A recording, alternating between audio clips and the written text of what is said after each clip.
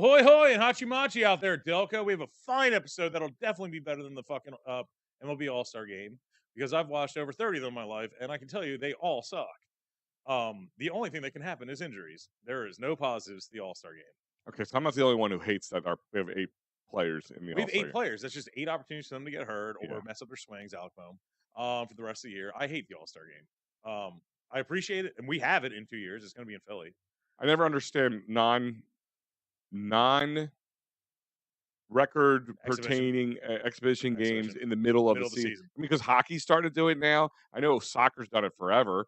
The NBA with the in-play or in-season tournament That or whatever. nonsense. All-Star games are like presidential elections where you basically just talk about them and go like, which one's the least terrible? Like True. you're not even Yeah. throwing them. You're like, which one's the least terrible? Well, to me, it used to be baseball and hockey. Actually, hockey. Hockey's always the hockey skills. The skills one was always my favorite. No, if you put the skills competition on par with the home run derby, which one's better though? The home run derby is actually pretty cool. Yeah, not the way this one was set up though. I liked this one more because it made more sense and it didn't fuck over. But by going by your logic, I think you set yourself up for injury big time because you get 40 pitches in 3 minutes or whatever comes first. Like now you're just you have it's not even 40 like hit or 10 ounces. 10 ounces. Let's say you had put $50 on Adley Rushman last year, where he hit 28 home runs in the first round, and then just so happened his opponent hit 29. Adley Rushman would have finished second still by the end of the fucking tournament, and I lost $50, so I don't care. Fuck him. Right. Also, the All-Star game changes. The home run derby. We were discussing this last night, trying to teach some of the newcomers or whatever. It changes every year. The criteria, the setup, the whatever. Well, you saw that if you watch it, there was a point where somebody was explaining to one of the players the headset. Yeah, he's like, "Well, this is how it works." I'm like, "Wait a minute, he's just figuring this out now." Literally, they are because they switched it up so much from last year. Do you remember there was literally times. Remember when Bobby Abreu won? He did not win because he was an all-star. He wasn't even a fucking all-star that year. They were just doing it by country. And he was there representing the Netherlands because he's from fucking Aruba, which is apparently a thing. No, sorry. He wasn't Aruba. Andrew Jones was. Wherever Bobby Abreu is from. Venezuela, maybe at that time, before they were like really into getting Venezuelans. He only won because he's like the only hitter from Venezuela did it and fucking dominated. There was one year where they did North America against the fucking world. Like, the NL versus the AL, like the NL bracketed against the AL bracketed, and then this year they just made it make a little bit more sense, I feel. But anyway, our show's gonna be better than the All-Star game, so you should tune over and do all that. Take that All-Star game. Yeah, take that. Wasting all my time every year. Means nothing. Remember when it meant a home field advantage in the World Series and it fucked us over, kind of? No, well, actually, because Brad Lidge's only loss as a closer in 2008 was the only good. Actually, when he lost, he won. He lost. He just never blew a save, and then that one was also not a blown save. Yeah. So, but in that case, that gave us actually the ability to have Game 5 in Philly versus the other way around. If it had gone long, though, we would have only had those 3 at home in the middle. Or sorry, we would have only had, Yeah. I fucked that up. You did. Yeah. Whatever. It worked out that time. That's what I'm saying. It worked out that time because we failed. Even when he screwed up, he screwed up. But guys, it worked out for him. Guys, I remind you that this is brought to you by Fat Cow Jerky. That's right, Fat Cow Jerky, utterly perfect jerky. Great flavors: jalapeno garlic, honey habanero. My favorite, pickle, honey bourbon. They have Fat Cow bacon jerky now. They have it. Dude, it's so good. It is so good. He had that at Delco Day, you losers that missed it. Yes. Find him on Facebook, Instagram, fatcowjerky.com. He's all over the place now. New flavors, new items coming out all the time. Same swagger. Yeah. It's amazing. You got to check it out. So go to fatcowjerky.com. Don't forget, David Arteri's the man with the plan. If you get hurt at work, motor vehicle accidents, personal injury, criminal law, cherryinjurylaw.com. Call David Arteri, the true all-star of all lawyers. With his all-star defense team. Yes, which is pretty much his guns. Yeah. Yes. Best biceps in Delco. Yeah. Fucking glamour muscles. His glamour will keep you out of the hammer. 610-565-0300. Go to cherryinjurylaw.com. Again, 610-565-0300. Don't forget 24 East Sellers Avenue. Lord, look at that face. Yeah, 10 PJ, DolansBar.com, Twitter, Facebook, Instagram, Tickety Tock. Check them out. There's always something to do at Dolan's. Quizzo music, great times. Get a garage beer. Yeah, garage beer, which is really good, by the way. Do you have the food schedule? I do. Hold on one Their second. kitchen schedule's fucking. This I might mean, not be the most up to date one because I know he said he was changing some stuff. yeah, Tulsa had that lunch, but Yes. dude, their food is fucking The killer. the wings and the smash burgers and the homemade cut fries. I don't see it lightly. Chef's kiss. The wings are the best Chef's wings in kiss. Delco, and they're not like traditional wings that you're thinking of. Like, do not think that it's going to be like regular bar or restaurant like wings. He does them like his own way, and they're fucking. It's like it came out of the primordial ooze from Ghostbusters 2 or some shit. It's that good, man. Did you That's watch what the makes home it run so good. derby? It looks like it came out of ooze. Yeah. Did you watch the home run derby last night? I did. Did you watch that fucking nonsense national anthem beginning? I didn't. I didn't listen to it. Oh No, boy. I heard it Yeah. was terrible. Yeah, we were at the bar and we were like, this They had is actually they were showing. There's a on Twitter floating around. Alec. They panned Alec it's Boehm, Alabama, and he was yeah. trying not to laugh. It was so bad. Dude, she was bad, and you could tell it's like she actually came out today and said it's because she was hammered and she's going straight to rehab. She definitely was So drunk. she was so bad. Yeah, It's because she was hammered. that's what she says. She was fucking drunk and she's going to rehab. Either They're she playing her was telling the demons. truth, or it was she just knew her career was over, and if wanted any pity on her, she had to do She like. has a hot track out there called oh my god, it's a pun on drinking beers.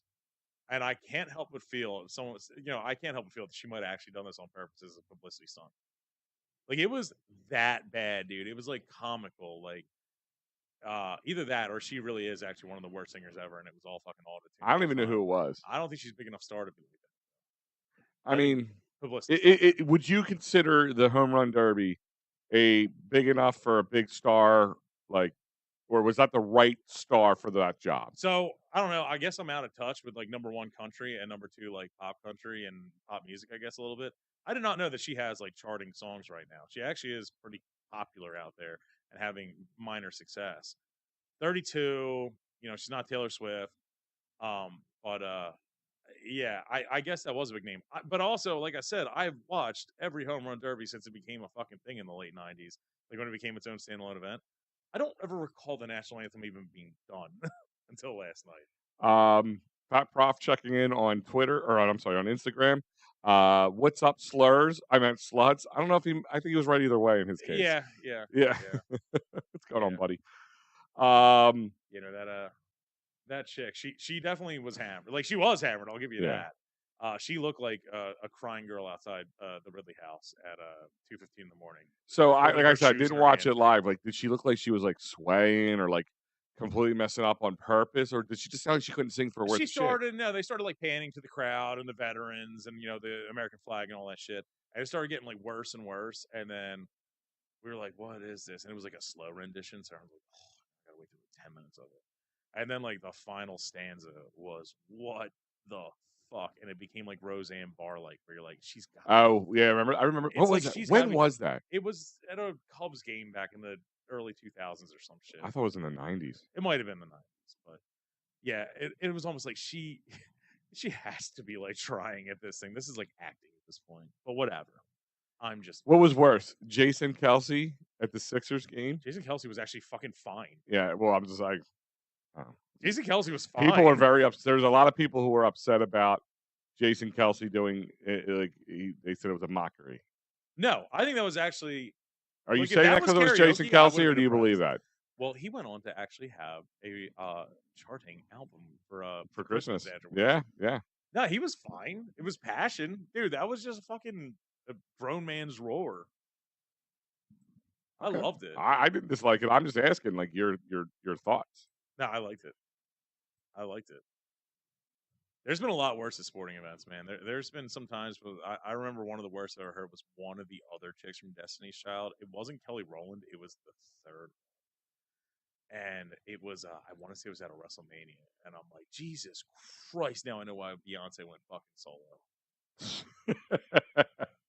They're holding her back. Boys to Men did one at an All-Star game, and I was like, I know they're good singers, and I'm like, that sounds like ass too. That's the thing is when you play like these open arenas, the acoustics are shit. Sometimes you do have to you might have to lip sync or auto tune or something, but yeah. Anyway, we're not a music or sports podcast, No, so no. But let's jump into the first story here. we are a Delco podcast, and yeah. one thing that has been a recurring theme every week or every episode, is Papoose and their excellent signage, which is getting a little bit more vulgar and vulgar, bleeding from the G-rated into the X-rated. Last week's was about butt cheeks, and this one was Papoose Pizza Pub. Our goal is to fill your hole. That is out there, adorned on Baltimore Pike. To anyone going to the Popeyes, weed distributor, Papoose, LA Fitness, they get to see that glorious sign, and I, for one, love it. I love it. Yeah, why not? Like, why not have a little fun? Like, Just like the home run derby, they're hitting a lot of homers recently with the sign, and I can't wait to see what this the next has one been is. a unsung Delco staple for a very Yeah. long time. I think they're going to get to the point of like Val Venus's pickup lines before matches in the late 90s, where he just comes out there, and I can't wait for the next one to be like, uh, what's the difference? What does Papoose Pizza Pub and a Rubik's Cube have in common? The more you play with it, the harder it gets. Yeah. Like, I just can't wait for these fucking sex puns to start picking up. Well, they're already there. Our goal is to fill your hole. Yeah. Love it. Lot of work, lot of wordplay on that They're one. slaying it. They're slaying it. How about this one? Are malls truly dying, Holbrook? Yeah, so that's a big thing of when I went on to WHYY and NPR to promote Delco Day. They were like, "Can you comment a little bit on the state of malls in Delco?" And I was like, "What fucking malls? Like Yeah. what?" And then we It's started talking. depressing to go to pretty much any mall anymore. Dude, it's insane. So that someone presented a picture of everyone who's ever been to the Springfield Mall, literally from the 90s, 2000s. If you go there right now, still there. In the back of the back parking lot, there's that random bar that says 7 foot that you cannot drive a truck under. It was like surplus parking, and I can't tell you the last time I seen anything but It the was first always 8 if you went spots around filled. Christmas time shopping Yeah. there, that's what people used it for. So, stupid question, because I haven't been there in forever. That bar exists to keep trucks from parking out back, right? Is there a structural reason for that, or was that just to keep 18-wheelers from like parking out back and going to sleep or some shit? But what makes them stop him from parking in front of it? Right. I don't know. Is the 20 to 30 feet in the other direction that much of a difference? What was it designed for? Like, is there a structural thing that everything needs to be under 7 feet to go back there? Yeah. I never actually understood the purpose of that. Maybe we'll reach out to an architect. Fun fact. I don't know how true this is, but I think it is very true because I saw it in a couple of sources. Apparently, Joan Jett's dad was the architect of the Springfield Mall. I'm gonna Google this one. Yeah, dude. She was born in Bryn Mawr. The rumor is she lived in Lansdowne. She definitely lived in Delco at some point. And her dad was an architect for malls, and he helped build the Springfield Mall in the early, 70s or late 60s, whenever the fuck it opened up. But that is actually a Delco trivia question I forget the answer to. James Larkin. Yeah, that's what, her name's something Larkin, Joe Larkin or whatever. Yeah. Yeah, I'm just trying to say. Yeah. Yeah, no, that's the rumor. But yeah, I always want to know what the fuck the purpose of that was. Do you remember what's underneath that? Does that just go straight down into the woods, or was there Yeah, like there's remember you can walk down to the side. There's the train runs down there. the train runs behind that wall? Yeah. Like Is the mall underneath it? Down and behind the wall because you had to walk. Yeah, Remember that like weird business building that was like a dentist office like, for years? That's like right off the side. What was that when you turn? No, I just remember the really long, inconvenient hill up from the. So if you're south. going down Balmer Pike and you make a right at the gas station along the other side of the mall, right? Yeah. Like you're going down towards this. Yeah. If you stayed on the side, there's that weird looking building that was like a small office building. Okay. Back behind it is the steps to go down to the train. Yeah. So down below is pretty much the tracks in the woods. Yeah. Is that over the train? Dude, I gotta go back there at some point, man. But then, like I said, every time I go back there, there's only 4 cars in the parking lot. I'm not going all the way to the back. I get my steps in. Yeah. Any day. Cowards. If you're looking for some good old Holin's head over to Dolan's, I think Proth's trying hard on that one. Yeah. I'll give him try points. Try point. Okay. He'll get try points, but that's about as far as that's gonna Yeah. go. Let's see next. All right, here's one that's kind of been shooting around the social All medias. right. So this is obviously, unless you've been living under a rock or someone shot you in the ear, you would know that on Saturday night someone took a shot at a presidential candidate out in Western PA, and I learned. Trace, yeah, a lot of people I can say have been going down there to use that because they on a Sunday. Yeah, even if it was busy at the mall, nobody parked back there. I think that area of the mall and any given cemetery were the 2 main places to learn. So It sounds better said Yeah, than done. yeah, I think you're right on that one there, props. So on Saturday, someone took a shot at a presidential candidate, and obviously everyone's got a lot to say about it. Some negative, some positive, some memes are fire. There was still some people shot, so maybe we shouldn't be making the memes, but some of them were really fucking good. I don't know. We're at a weird nexus in society. But there have been some people who may have held some positions where they shouldn't have been saying things.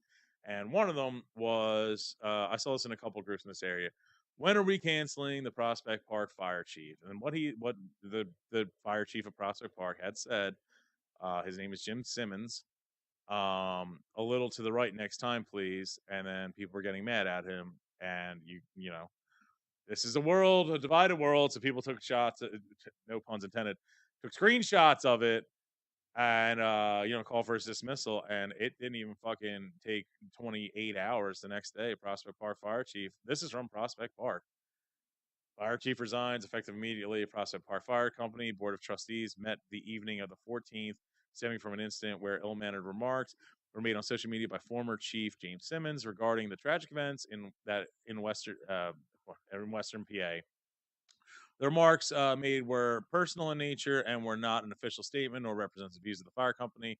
Prospect Park Fire Company Board of Trustees accepted the immediate resignation of Chief Simmons. So he SR Chief. resigned, Yeah. like, forcibly. But it sounds like there was a meeting, and Yeah, out of the like either meeting came resign in. or we're gonna get you out of here. Like, To fill the role of fire, the board appointed the assistant fire chief, didn't list him, to fill the role of the fire chief for the remainder of the term.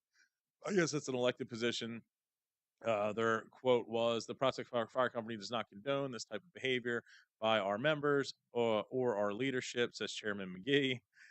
We are deeply saddened by Chief Simmons' comments and agreed that it would be best if he stepped down as the role of chief. Okay, and then they go on to say, "Our hearts go out to Corey Comparator. He was the one who was confirmed dead, and his family." That might actually be where it is. That guy, Corey Comparator, was a former fire chief himself. mm. But I mean, maybe this guy posted without knowing it. We obviously did not know this fucking I mean, he did dude's kind of story till the double next day. down too. He's not the only one in my life I've wished death on. Like he said that later Do you think maybe that comment was actually the straw that broke the camel's back? with him. Like you're a first responder, you're saying like, "I'd like to control death." Yeah, I think it's more than that. Like, you know, I don't agree at all So we with ran on. Let's just say this was a political divide, and we've seen it and all that shit. We ran into this before with during the pandemic and the George Floyd riots and all that shit, where the one of the higher ups in the FOP, the Fraternal Order Police, said something about Wolf Superior sandwiches, and they got into a little tussle online, and that guy ended up losing his job. Now we have a firefighter losing his job over comments about that incident. Do what you think that people should lose their jobs over this? it's such a I don't believe in cancel culture. And listen, it's here's my question. All right, Holbrook, let's play devil's advocate for a Yeah, moment. Say this was you, right? You're the police chief. You said this, right? yeah. You said this to me in a private setting. But Well, that opens the doors to the Briarcliff fucking fire yeah. department that Well, got they got canned. caught. They got caught, yeah. My point is like is it where is it where a private is as long as if it's not said in public, it's okay, or it's not okay. Like it's like as long as you get caught, is that kind of how it looks Well, now? I mean, the golden rule is if a tree falls in the woods and no one's there to hear it, they didn't hear it. But Or it never happens. with Yeah, it this, I actually mean, are you happens. saying that this is his personal Facebook page? Well, here's the other It thing: should is be you are held. protected. We've seen this as like sports analysts where they would go political and people would Yeah. and they got fired from like ESPN, different things like that. It's when you it's the point is what hurts him is you represent a township. You're a chief of the police or fire chief in the township, Mhm. and you're held to a higher standard. Not saying that you have to like the guy or not like the guy. You know, I listen. There's plenty of political candidates I don't like, but I wouldn't ever wish death on anybody. That's too much. Like that goes too far, and I agree with that. And you are an elected official. You are representing the people more than anything. Unfortunately, I think like again, I don't agree with canceling, but you kind of stepped in it with that one. Okay.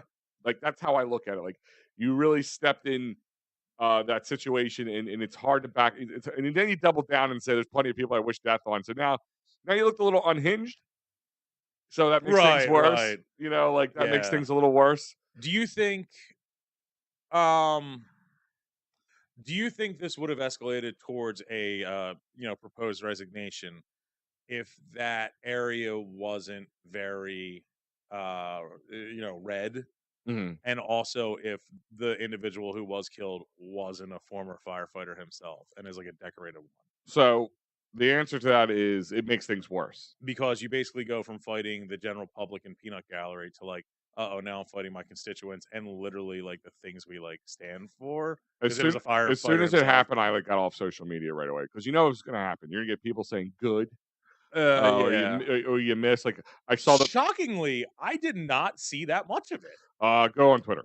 Oh, I don't do Twitter. Fuck Uh, Twitter. the more local ones was they found the shooter and it was Tobias Oh, I Harris. saw that one. Or Yeah, my favorite one, the shooter was a clearly Bronny James because he went 1 for 8. yeah, Or they hired a hitman from Timu. Those hmm those were some good ones. yeah, And it does suck. There is someone dead. There is 2 critically injured people. hmm But honestly, in today's atmosphere, So it's the like memes are helping. I mean, here's my thing: is like again, it's let's take a tweet for instance. That's nobody. It could be anybody. It could Oh, be yeah. you. It could be me. It could be anybody. But but again, when you're an elected official, you represent the town. You represent the people. Yeah. And and listen, no matter if you're the area's majority Democrat or majority Republican, I would hope that it doesn't matter it doesn't matter that you're Republican or Democrat, but let's be honest, that's not how the world works. And I'm sure it made things a little bit worse, or harder, easier for them to make a decision. But again, like the situation is somebody got shot at, and like you shouldn't wish death. And it is a first responder who would be responding to things like that. Yeah, Yeah, that's a rough one. if he respond like if it was in Prospect Park, would he just been like, I'm gonna drag my feet getting there and let him bleed out? Right. You know, Right, right, right, there right. was like that ER episode many years ago where there's a guy who was Fucking ER reference. yeah, Didn't yeah. expect that tonight. But that was Wow. there was 2 ER shows that or episodes or arcs if you want to call them that were really big moments like they kind of like capitalized on many viewers coming into ER watching it. One was the Code Black, if you remember that one, like there was like they made it up, but people thought it was like a real thing. Mhm. That like I think the hospital was under a terrorist attack or something. Um, but the other one was a storyline about a rapist who was raping old women, and then they got injured and they brought him to the ER, and the doctors didn't want to work on him. Some doctors were kind of conflicted about wanting to work on him because Ah, yeah, yeah. They the took a Hippocratic oath out. yeah, and that's Yeah. kind of the thing going on there. George Clooney would not tolerate that. Yeah, so that was kind of like that situation. Steve Prof saying not taking sides, but if it happened to Biden and he said that about him, he would have been drawn and quartered. Wait a minute. People would have reacted worse around here, I guess. I just Listen, think 2 episodes in a row where we've had elected official a issues. lot of drama with elected officials Listen, around we all here. know there's a ton of drama that goes on, and it's not like something new. I mean, Yeah. a filibuster is a real thing in politics, Oh my god, yeah. and like the fact that it is like that's just shows you the childishness It that can is go on, childish. in politics.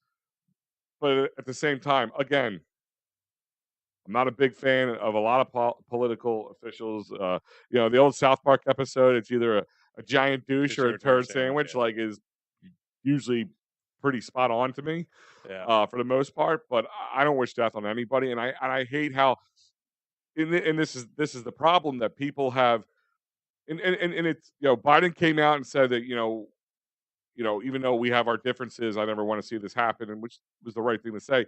But then also he kind of said something that, in my eyes, was very hypocritical that we shouldn't vilify Hmm. our political candidates. But isn't that literally what your That's commercials literally do what to each elections other? are, yeah. Like you guys like literally vilify. I mean, there's the one that was running right after their last their debate, and him saying, "Oh, he lied. He lied about Yeah. everything. He lied about this. He lied about that. Lies, lie, lies." He And breaks in your room and steals your uterus yeah, every night. yeah, like seriously, like, but you're literally, and I'm not trying to be a jerk, but that's something that I think needs to have to start. They have to start ratcheting that back in somehow, because those are the kind of things I think get people who are unhinged to do things like we saw. Because Yeah, I it, mean, we'll see. and it Yeah, can happen on either side, Democratic Party, or the Republican Party. But when you vilify something so much, and you got people who are sitting at home and they live and breathe this stuff, yeah. like people who are sports nuts. They love their athletes, like they love their political leaders, and they don't care how right or wrong they are sometimes. But if you got a guy who's already a little unhinged and he thinks he's doing God's work, I mean, remember the people who flew the planes in 9/11 thought they were doing God's work. They thought they Religious were zealots. heroes. Zealots. Yeah. Yeah. So The like, problem with zealots is when they fucking surround themselves, they don't hear reality. yeah, It's the whole and thing. That's why I'm actually really against the existence of Reddit mhm. because when you get into like, because they Well, wouldn't it be really existence of all social media at that point for the most Reddit's part? the worst one because at least all social media, dude. Instagram is your algorithm follows you a little bit. But you still see a lot of things. Reddit is like when you go into a page, man. That is clearly a very niche thing with people super obsessed with it. So if you go into one that's like toxic already, you're either number one getting an impression that whatever the thing is toxic and forming a side, or you're around a bunch of incels like you and you might get support on shit, dude. Mhm. Like, Well, that's the thing is, number one, I love the people who go on them. Like, say they go into a forum that's all Republican, and they're a Democrat trying to go in there and trying to pick fights, and yeah, vice versa. Um, and they try to change people. Like, did you honestly think you're going to go into that forum yeah. and spit? And no matter how eloquent you speak or what facts you put out there, and don't act like you act very calm, cool, and that you're going to be able to change everybody's mind. Reddit's anonymous too. That's like the Well, it's like annoying. Twitter. Like, Twitter's the same thing.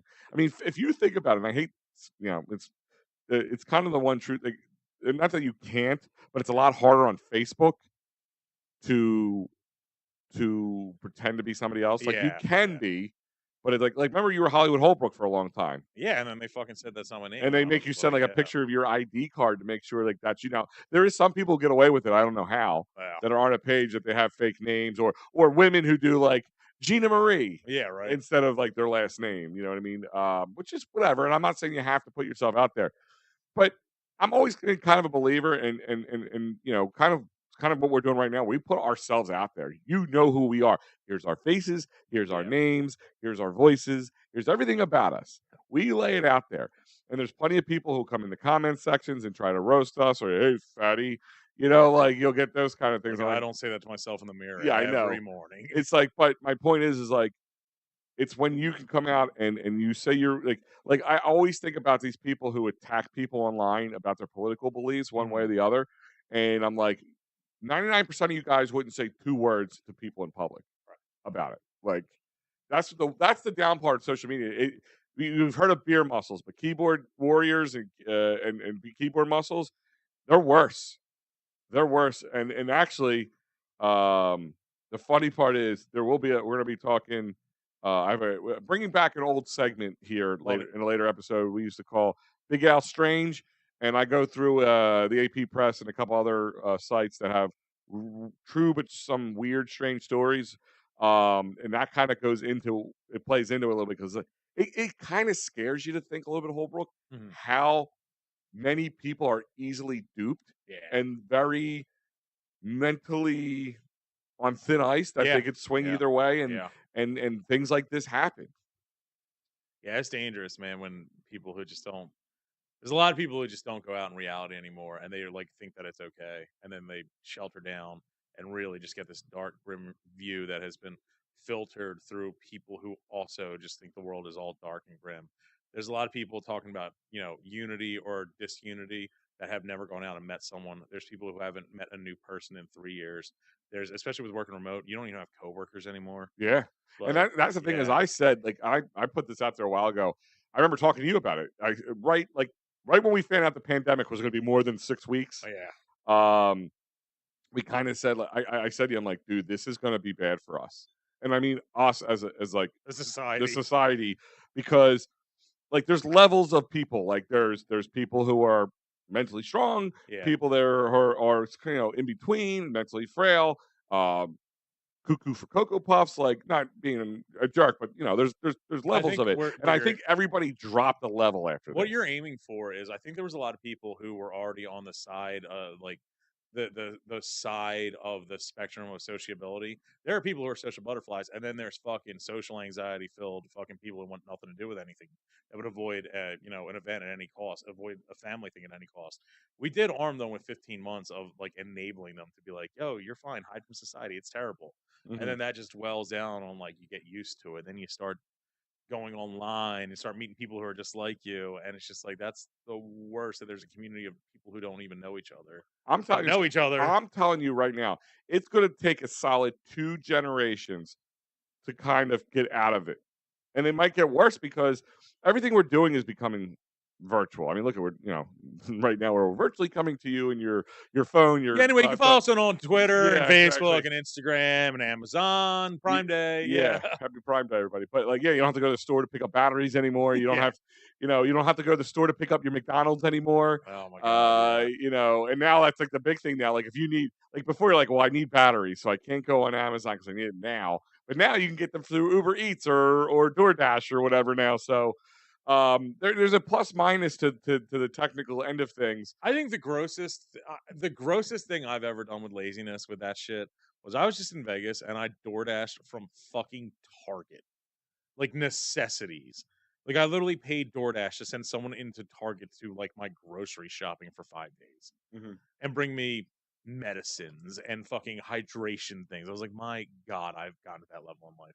Yeah, But it was cheaper than hiring an Uber, going and buying an Uber back. yeah. I mean, it's true though. Yeah. I mean, and they got us used to that. I remember during the pandemic, like, you could get Uber, and it was probably just as expensive as, like, same amount of money as it was to go to the restaurant because they dropped a lot of their fees and they weren't Yeah. up in prices right away. But then, like, all right, after as it slowly came out, it's like, that $10 cheesesteak I just paid for is now $15, and there's also a Yeah. new charge. I bought a cheesesteak and a 20-ounce soda, and it's now $32. Dude, a Whopper is $10.50 right now. Yeah. No, it's real, man. I was just talking to somebody about that. I said, you only have to go back 5 years, and most value meals on a McDonald's or Burger King was anywhere from $5 to $8 at most for the bigger Even ones. during the pandemic, it was like Yeah. you couldn't go to McDonald's and spend over $7 I'm without surprised they crying. still have value meals. I mean, their value meals are like, 2 little cheeseburgers for like $6 Yeah, now. they had to They bring used to back be the $5 a box, dollar. man. Yeah. They had to, like, bring it back because people were fucking leaving. What about Wendy's and their, prime time, rates up in New York? You see that shit? No. They're charging by, like, you know how Uber does rates by popularity at the time? Mhm.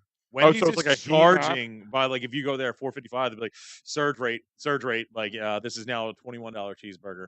But if you go there, like, a certain time, That's like, gotta be illegal though. uh, yeah, you would think, but I mean, it's the fucking I mean, I know capitalism. Uber does that. Like, if you like, they have heat maps for Uber. Yep. So, like, if you're at a concert down in say Wells Fargo Oh, or yeah. Link, like, that Uber that would normally cost you $35 is now. I almost got banged for a $99 Uber ride from Wells Fargo to Clifton Heights, That will happen. and never again. That will happen. You should do an episode on the cost of homeowner insurance. No, because I sell homeowners insurance for a living, and I can tell you, you're right, we should, because I can tell you exactly where you get the cheapest in town that'll help you out the best. Yeah, right. Yeah, it's a real thing, man. Everything you can't get away with, like, not paying up the nose for anything, and it's really going to put us into a bad way. But let's move on to the next. Except for Dolan's, the most affordable and Yeah, greatest bar in fucking Delaware County. absolutely.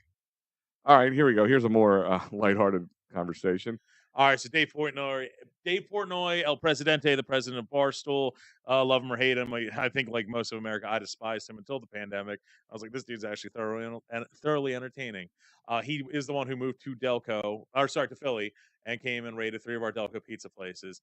He got in a fight on social media where he said Illinois isn't the worst pizza state in the union, but it's the most overrated. He's talking about how, if you know what he does the fucking So it's like Chicago pizza, he pretty does the much. pizza reviews. He Yeah. does the one bite everybody knows the rule. Whether you love him, hate him, respect his opinions or whatnot, he has put in the fucking work because he's been to like over 1,700 fucking places.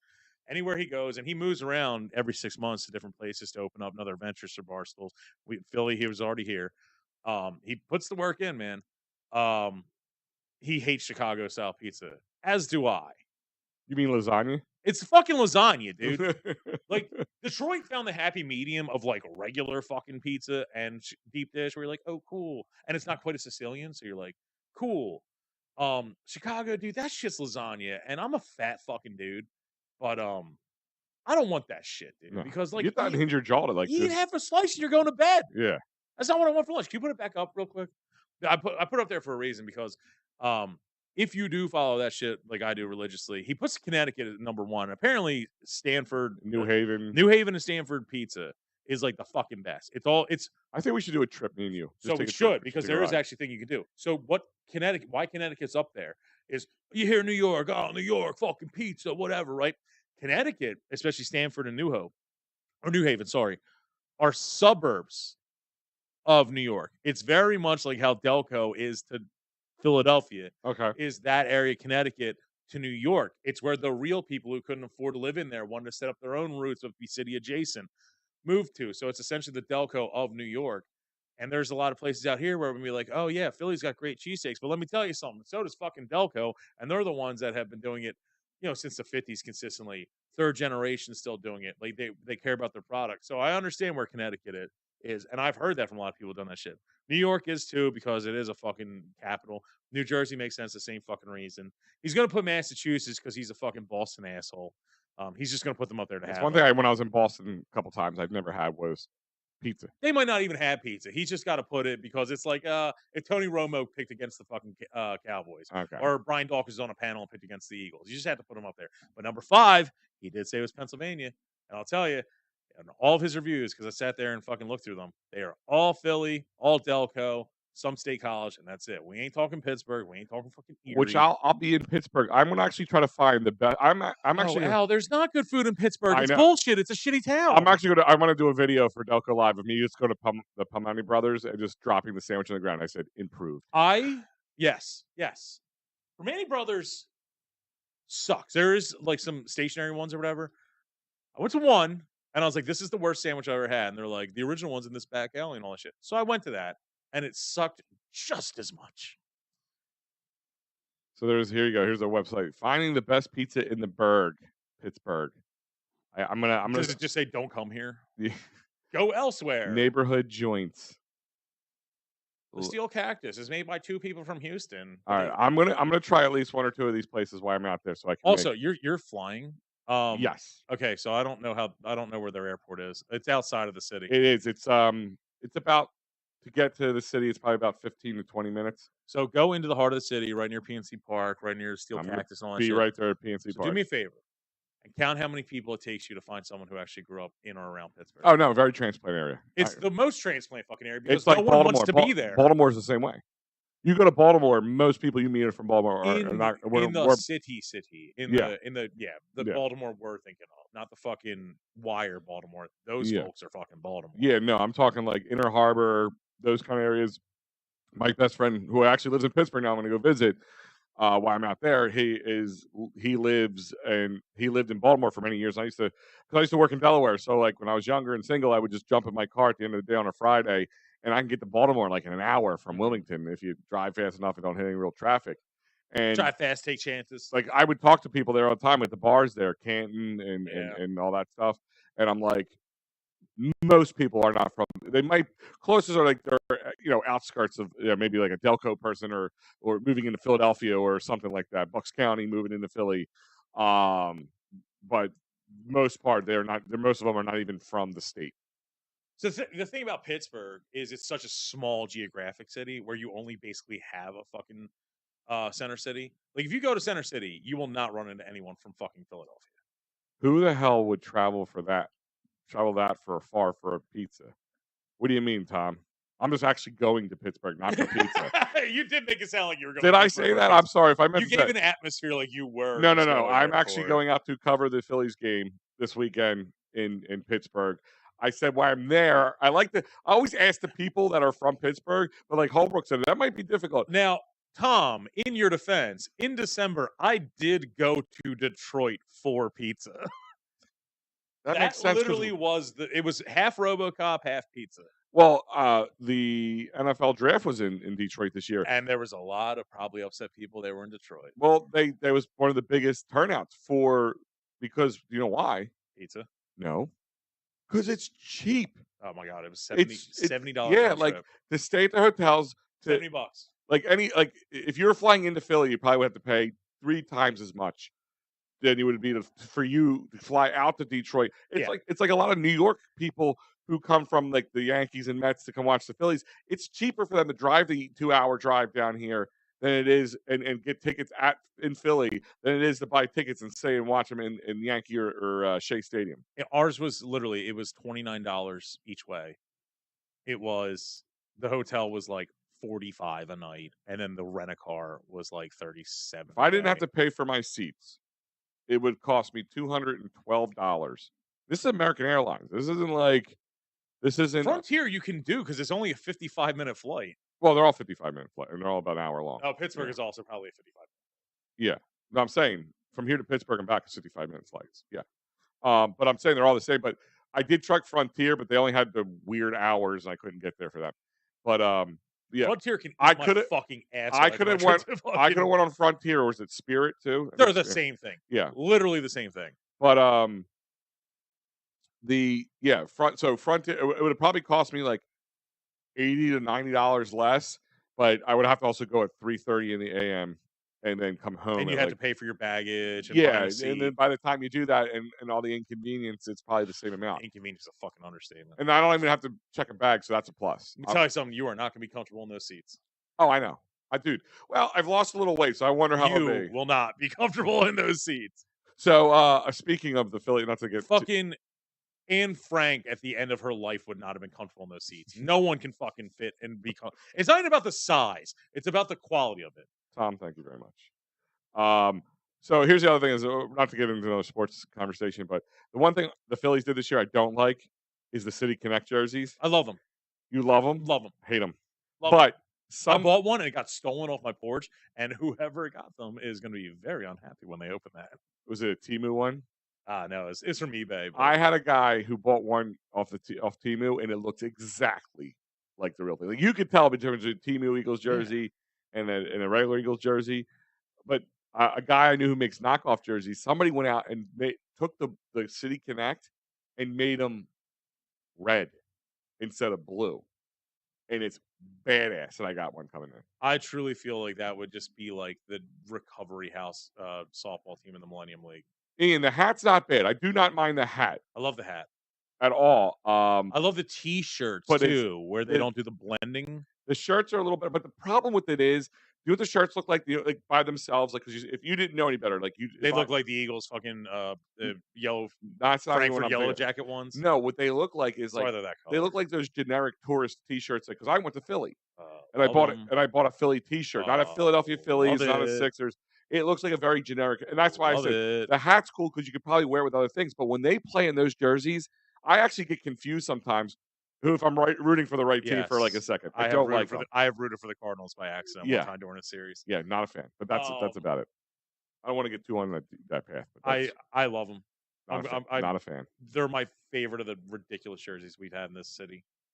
I'm gonna see. I actually, I'm gonna see if I can find the Red City. I want the Connect. Eagles to bring back the Frankfurt Yellow Jackets one for a weekend too. The Eagles, those horrible Yeah, ones, the ones that are basically the City Connect colors. the Swedish fish ones. I call them. Well, they were. That's for the Swedish flag. Yeah, that's what we used to call them, the Swedish fish. That's why the City Connect jerseys are that color scheme. Is because it was the Frankfurt Yellow Jackets fucking inspiration. All right, here we go. I want the Eagles to bring back that hideous jersey for a weekend. We'd all be talking about it. Do you know how many people have? By the way, as much as we hate them, 1 out of every 5 Eagles fans has a Yellow Jackets jersey. Everyone has a Westbrook. Well, or a because they fucking were Cobb. cheap. Exactly. It's because they were cheap. Exactly. Everyone's got one. I have one. I have a Westbrook. Can I just say the Cincy's City Connect jerseys would be 10 times better for Philly? No, I don't know. I think Miami's are fucking dope. I think the Padres are dope. The Padres one looks like Miami Vice. Miami, And yeah, I which love it. it looks like it would be better in Miami. The Rockies ones are better than the regular ones. The Rockies ones are based on their The flag. No, the what's it called? Their license plate. Oh, that's right. Yeah, That's their yeah, license yeah. plate. I love them. Hold on, I'm trying to find this, but I didn't know. I had never seen the City Connect for the Cincinnati ones, but they are. Detroit's are annoying. They're black with like dark blue, and it just says Motor City or something like that. Mhm. Um, I don't know. I think that I mean we're talking about it, so it's good marketing. I mean, it's good marketing, I guess, that way. But here's the Cincinnati Yo, one. I was at I the just want to Phillies game throw on this one. Saturday, and I gotta tell you, I'm gonna say 7% of the arena had them. I love Cincy's. Tell me that wouldn't be the badass for Philly if it just said Philly or in it. Yeah, I would I fucking love like that. that. And this would make sense because the blue, yeah, like there's nothing that screams Philadelphia Phillies at me. There's no hint of anything, and that's what kind of throws me off. They were called the Blue Jays for 2 years in the Yeah, 40s, nobody and it's gives a Ben shit Franklin's though. logo. Nobody gives a shit about that. I like Cincy's. I like ours. Well, you're wrong. All wrong. These guys are I just hope they wrong. continue with it. I hope they get more ridiculous every year. I don't mind them continuing with it. I do kind of like knowing that there could be um, a new City Connect, but like, It's a I just it looks like something that they made the Springfield Mall kiosk. it's a built-in reaffirmation because if I'm watching a game where they have that, number one, I'm reminded it's a Friday. Number two, I'm happy that wherever I am had Apple Plus or whatever the fuck the Friday games are on Mm-hmm. nowadays. Yeah. Yeah, I just like it. It's All right, Friday, here you man. go. To quote Rebecca Black, it's Friday. It's Friday. Get down on Friday. Here's the one that somebody made into a red version of the City Connect. I don't like it. I like it. It I looks think like a Target fucking uniform. I still think it looks way better than the blue. I actually got one kind. The yellow jackets are basically Union knockoff. No, I don't think they look anything like the Union. I think the Yellow I Jackets mean, they have a lot of the same color scheme, but the Union's more gold than the Yellow yellow. Jackets jerseys were before the Union were a team anyway. Yeah, way before. It was like at least 2 years minimum because wasn't no, it the was like Union was it was 2010. yeah, but Sons of Ben Zolo was the 2010, right? For 2010. And the Yellow Jackets jerseys were at least 08, 09. yeah, no, absolutely. I mean, Westbrook. When was Westbrook playing back in early He 2000s? was gone in like 2010, 2011. Yeah, so it was probably like 2006, The 7, or 8. Cobb era, Yes. 2009. Hey, I Pre-Vic, love after Target. McNabb. Romadelli loves Target. I love that their logo. Do you call it Target? I call it Target. You call it Target? I was going to Their say headquarters is in France, so why is it France. not Target? All right, here's your next one. Oh, we got a Delco restaurant review. Can you read? Oh, do you want here? I'll do this. Make it easy. I got it. I just had to put on my glasses. No. Here, it's for the one in front of you. I can read up there. Okay. This is a review, Delco restaurant review. This is I eat at Casey's. Oh, you got to get rid of that one. I eat at Casey's on a somewhat regular basis. I often have a glass of wine and notice there are two etched lines in the glass. I assumed they were to ensure consistent pours. My glass is always filled to the top line. Tonight it came out below the top line. I said to the waitress in a laughing way, "Hey, I got a short pour here." She apologized and took the glass back to the bar. When she returned, she was carrying an empty wine glass and a small open serving bottle with wine. The waitress explained that the bartender sent it out to prove I had a full pour. When I emptied the bottle into the glass, it measured less than it had originally. I told the waitress that my experience was that the glass came full to the etch line, and now I was being made to feel foolish. It's not like adding a little more to my glass would have made a significant dent in their profit. It would have made me feel better and happier about my patronage. But the bartender's actions was embarrassing. So my question is, was I wrong? I really want to know. I like when people ask things that way. It's kind of a little refreshing because What the phrase "Am I the asshole"? like yeah, That's what it am I feels like. wrong? Like was I wrong for this? Like that doesn't happen a lot. People just assume they're right and or wrong in something, and that's the end of it. Like I kind of like that they put it out there and are allowing people. This is a good conversation. So I Holbrook, frequently start like many I things want with this like, to "Am I become the asshole in I this? want this to become a segment. We could put like a post out there every week. Am I the asshole?" Yeah, we call it the "Am I the Asshole" Yeah. segment. Who's right or wrong, and let public make a decision. Bummed that I did not screenshot the comments because I don't know which Casey's. There is 3. Yes. Me from, the Upper Darby region, when I hear Casey's, I think the fucking one in Drexel Hill. I I know frequent the one in Ridley, they're probably Ridley, thinking the one on fucking Chester Pike. Yeah. And then don't forget, they're talking wine and regular dining. That may be the Casey's in fucking Newtown Square, Broomall. So the snootiness is going to be a little It higher. could be a different atmosphere. Higher burn. Yeah. Because normally, like some of the other Casey's, it would be like, look, I bought an ounce from Q in the bathroom, and I think it's short. This one is It's talking only about a two. Zinfandel. This is a 3/4 of an ounce. Yeah, it was mostly baby powder. Um, are they the asshole for questioning that, and the bartender saying like it's a fucking full pour? Yeah. I mean, what? Let's start with this. Let's break it down. Yeah, Was the bartender trying to be a douche, or do you think he was going, "Listen, let me prove that I'm not doing anything wrong here"? Like, was he wrong for what he did? I just don't know why a bartender would go like that short on wine to begin with. I don't really understand the concept for a malicious act there. Was it? Here's my thing: is I'm trying I wish we had pictures. Like, Right. how low below the line are we talking that you're being so particular about it? Like the fact that you're like, oh, it was below the etch line. It Like, escalated to a Facebook comment, so I'm going to assume significant. I don't know, man. Like, first of all, what's the etch line? I don't I am not a wine drinker. Is that a thing on wine glasses? I don't know. I never noticed. I think wine glasses don't have etches on it, as far as I know. Not I do normally. I not mean, know. I almost wish we didn't do the segment we so we need a could bar. go and fucking just go to Casey's and see it. We will listen. We're going to investigate this. Yeah. Um, is that? I wonder if that. Judgment pending. Yeah, is that post still up? You think? Probably. I would like to I, reach out to this person. I kind of We want to do what was that? Where like 6 ABC or whatever or yeah. Fox they go and bust corrupt. Delco Live Yeah, investigates. we need to go get some big trench Hey, coats. can I have a glass of wine? And by that I mean a Jaeger bomb up to the fucking tall etch line. 6 or 9 ounce Is pour. that what it is? Is that the etch line, or is it just saying I like? that makes sense because a shot's 2 ounces. Here we go. Glenn. Speaking of Glenn, what's going on, bud? You Oh, got a Glenn good. is a professional bartender. We're not Yeah, talking like he bartends like just in and bars. and He does the trick fucking bartending he and has a shit. professional wrestling event coming up. Yeah, he does. Yeah, that's 26th. yeah, and actually, I'll be having a way of getting some free tickets out to people, so Fucking stay A. tuned. He has Um, to consistently tell people they're getting a proper pour. That's just wine, I so assume, yeah. all right, you know what? I kind of want to get Glenn to call in. Glenn, can you text me or Holbrook? I'm going to give you the phone line. I need to ask. I need some information on Is this. our phone line still active? It's still 484 no, no. 257 9552 or whatever the fuck It's it no, it's a was? different number, but yes, Okay. it's still active. So, Glenn, if you want to, if you feel you can, generally 5 to 7 ounce pour is accepted as a serving. Etch line is okay. An etch line is 6 or 9 ounce pour. So, what's right? The 6 or 9? Like, is there two etches? I Huh. don't know shit about wine, dude. All right. So here, Glenn is messaging me. So go ahead, keep going. I'm gonna send him. Send him this. So was the bartender? I mean, so I'm guessing Glenn is going to be on the side of the bartender being right to send back the glass and be like, "You're overreacting," or like, "I know it's a fucking real pour."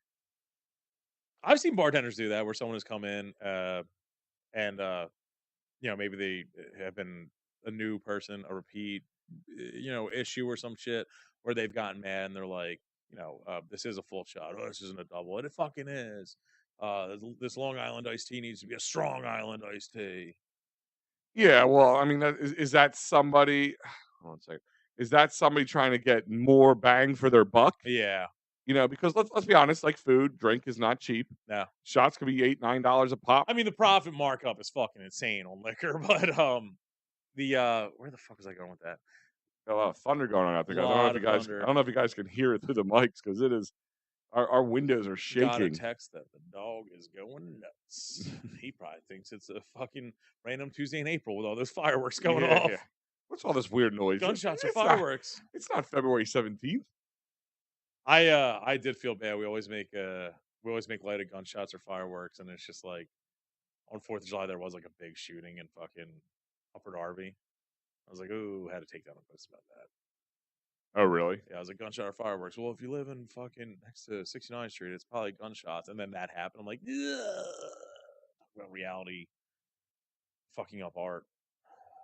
Yeah, you really. Thanks a lot. Yeah. Thanks a lot, dickhead. You really want to shoot some people? Who shoots on 4th of July? Besides, like, the fucking, Americans against the fucking English.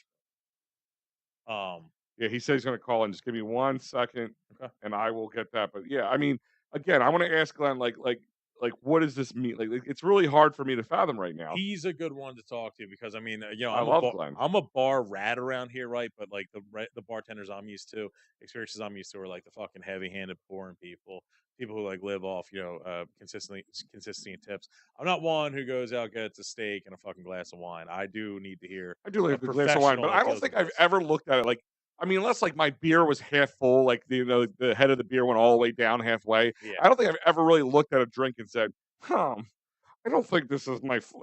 They shorted me an ounce. I actually only started Delco Live to get stronger pours at places. So they knew I would never go on and complain. And this county's doing really well, making me an alcoholic. It's the county's You guys fault, are doing everybody. great. It's the county's fault. Yeah, dude, I can safely actually tell you, I don't think I've ever actually ordered wine at a bar. I mean, I have. I mean, not at a bar, but at dinner at a restaurant. Yeah. I mean, You okay? I've never done that. I'm Italian, so we Yeah. order like I don't drink wine to drink wine.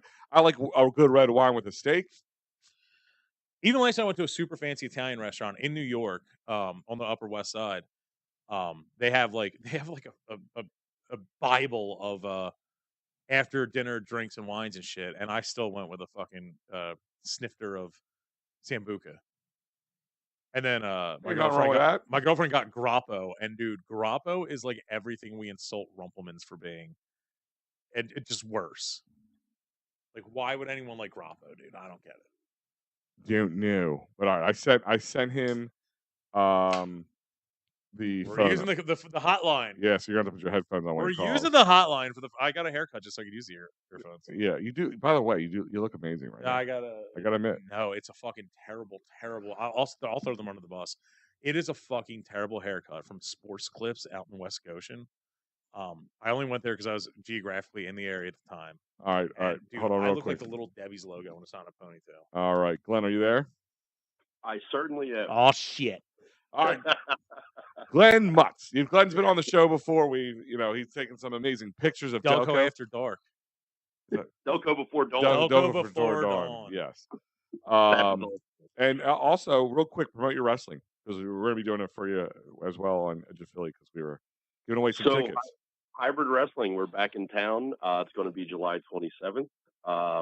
As it stands, we have a whole lot of good talent coming up. You guys did a nice promo push for us. If you go to Hybrid Wrestling's Facebook page, you can see our whole event page. We even have a promo code for $5 off your ticket. So go and check it out. It's all local guys. It's been local from the start. We started at the Lighthouse Hall in Eddystone, and we're going to be at Harris, Philadelphia soon. Yep. So that's amazing. And we've been there. To remind people, Harris, Philadelphia is Harris Chester. Yes. Yeah, it's always Harris Chester in my heart. I need to. Sometimes we need to explain this to our audience. And we've been there before, and it is an amazing event. We had such a good time. Is it outside again? This one I don't believe is going to be. I believe this one is going to be inside. So, yeah, no, I love that outside one we did. Dude, that was super fun, man. Yeah, I can't wait. And actually, I mean, if everything's pointing in the right direction, hopefully I'm going to be there. Just some things personally came up, but I don't think it's going to hinder that. So, yeah, can't wait. We'll have some promotions for you. I'll be putting it out on social media, so check it out. I'm a diehard wrestling fan. I can tell you that event at Harris last time we went was equally as fun as when I went to the Raw after WrestleMania this year. Dude, yeah, I had in my different own ways. cheering section. That was so fun. Yeah. I had a bunch of bearded guys that just kept yelling, "Glenn!" Just another Tuesday night for Glenn. Yeah. So Glenn, you are a competitive fucking flair bartender that deals with everything from the Dreg Society to the fanciest fucking horse owning jerk offs of fucking Glenn Mills. I've done it all. I've done it all, my friend. So in this debate over the etched lines on wine glasses, I'm an alcoholic, but not a fancy one, so I don't know shit about wine glasses. What's the deal in the restaurant industry? Having been on the other side of the bar for this argument many a time, and with usually somebody who's not too happy to be on the underpoured side, usually they're a couple of drinks in and they think they know what they're doing, which is very rarely the case. But I have very rarely run into a wine glass that has an etched line to show you where that's supposed to be. Generally speaking, it is a 6 generally you want to err for about a 6-ounce pour because it's between 5 and 7 is a serving. So you have to realize what a serving is. One serving is the equivalent of a 12-ounce, like 5% beer, a 1 to 1.5 ounce shot of 80 proof liquor, like a vodka or a whiskey or something like that. Yeah. And the other thing being the equivalent would be 5 to 7 ounces of generally what they assume to be like a 12 to 15% wine. So generally speaking, 5 to 7 ounces is the proper wine pour. Now, a lot of places, especially once the like big chain restaurants started coming around, they gave bigger pours, like your Applebee's, your Chili's, things like that. They had like closer to an 8 to 10 ounce pour, but they generally charge a little bit more for it. So you got like kind of a 1.5. So what this ultimately did was those people that like to go to dinner at Applebee's would come into your bar and wonder why they were getting shorted, and you had to kind of explain that to them, and they were never happy about that. No, they think they're getting shorted. Now, on the other end of this, there also is the heavy-handed bartender, which can kind of be a good/bad thing depending on which end of the bar you're on and the person that has to work the shift after you. Because I've had a lot of times where people come up and they go, "Well, so and so fills the glass up all the way," and I just laugh at them, and I'm like, "Well, you just threw them under the bus." Yeah, right. By the way, they're fired now. You're welcome. Thank you. Right, just so you can get an extra ounce and a half of vodka. Yeah, right. Exactly. It's kind of like, well, now you're showing that they made a terrible decision for a multitude of reasons, one of which is that they gave this to a rat. Yeah. Like, all right, so here's what I can do for you. And generally, you just trying to find like a middle ground in there, and it usually settles between 6 and 8 ounces. How many times have you gotten the complaint? I ordered a Long Island, but you gave me a Long Island, but I want a Strong Island or some shit. Without getting too specific, I have heard that. Oh, probably about as many times as I'd like to for 3 lifetimes. Do you ever have to go like, listen, I'm only legally allowed to give you this much in a drink at a time. Not even just how much my business will allow, but listen. The best is trying to explain that at 1:45 in the morning at a dive bar, where it's like, bro, just give me a triple, and you're like, I can't, and I'm not going to. Yeah. And this is a waste of a conversation. like find a loophole, bro. Is it illegal to sell triple in the state of PA? Yeah, get your buddy to order the same drink. I don't care. Once it's out of my hands, it's out of my hands. I mean, I'll probably have to be a dick about it in a little bit, but be clever. But yeah, no, I've very often had to use this is what I'm legally allowed to sell you, and no, I'm not going beyond that unless you have 50 grand in your pocket, so I can take some time off when I get fired. Yeah, right. Yeah. I've just never in my life have said, wow. I mean, I've had times I'm like where I was at a wedding. I think it was one time where they had draft beer, and maybe he's pouring so many so fast. It got a lot of head. And by the time it got down to me, it was maybe 3/4 down to the glass, and I drank it. I knew I was going to get another one, so I just didn't care. Yeah, right, exactly. But I just never have gone on my way. I'm like, this guy is shorting me 1.5 ounces of my booze. And I mean, no offense to Casey's. I mean, we don't even know which Casey's it is. There's a 90% chance that this fucking wine was Franzi or Sutter House, right? No, I mean, here's the thing. So most of what you see for a house wine is generally like what you would pay $6 to $10 for at at a liquor store. Yeah. And so generally, it's kind of like, listen, man, if you really want to get in this big of an argument over something like Venetia or Sutter Home, I mean, we can, but bro. It's like fighting over Mad Dog 2020 in fucking 2024. Sir, right? It's one of those. Sir, give me your best box of wine. You hugged all the natty daddy. Yeah. It's one of those things where it's like, listen, man, are you a good customer? Is this normally like you? Do you usually shit on me about these kind of things? No? Well, then here. I'm just going to pour a little bit more in there, and you're going to be happy, and this whole thing's going to be over with by the next time you come in. So you think that this person had possibly a history of being a repeat problem, where if the bartender's literally sending over a fresh glass and saying, here's exactly how you fucking pour it? I mean, I can only give you my perspective, but I mean, that has happened where I've been like, you know what, this person always because it's sometimes it's the kind of person where it's like, oh, I ordered ranch. No, when I said ranch, I wanted 2 ranch. Can you run back into the kitchen? And by 2 ranches, I meant blue cheese. Right. Exactly. Can I just get it straight in the veins? Or I said orange vodka soda, and you're like, oh my god. Can I get 10 hot wings, extra hot, barbecue? Yeah, That was always my favorite thing. Actually, the one time I pulled a douche move, I was like, there was a place, there was a pizza joint that I used to go to a lot in the area that had the best breakfast sandwiches they served all day. Okay. And then the one time the owner was on vacation and the guy didn't want to do it. He said, "Well, he's not here. I'm not doing breakfast sandwiches." So he goes, "I don't have breakfast is done. I don't have time to do it." And I pulled I'll take 2 BLTs, hold the lettuce, hold the tomato, and and I'll take some eggs with it. Like throw it all together. I'm like, "Thanks for my breakfast sandwich, pal." Like, Like my infants, we can't do shots at a wedding, and I just fucking whip out. They're like, okay, I'll have a Jameson on the rocks, hold the ice. Yes. So the trick there is if you're going to an event where they're usually not allowed to serve shots, but you're like really kind of looking forward to doing a couple of shots. Oh yeah. This is the move. This is the move.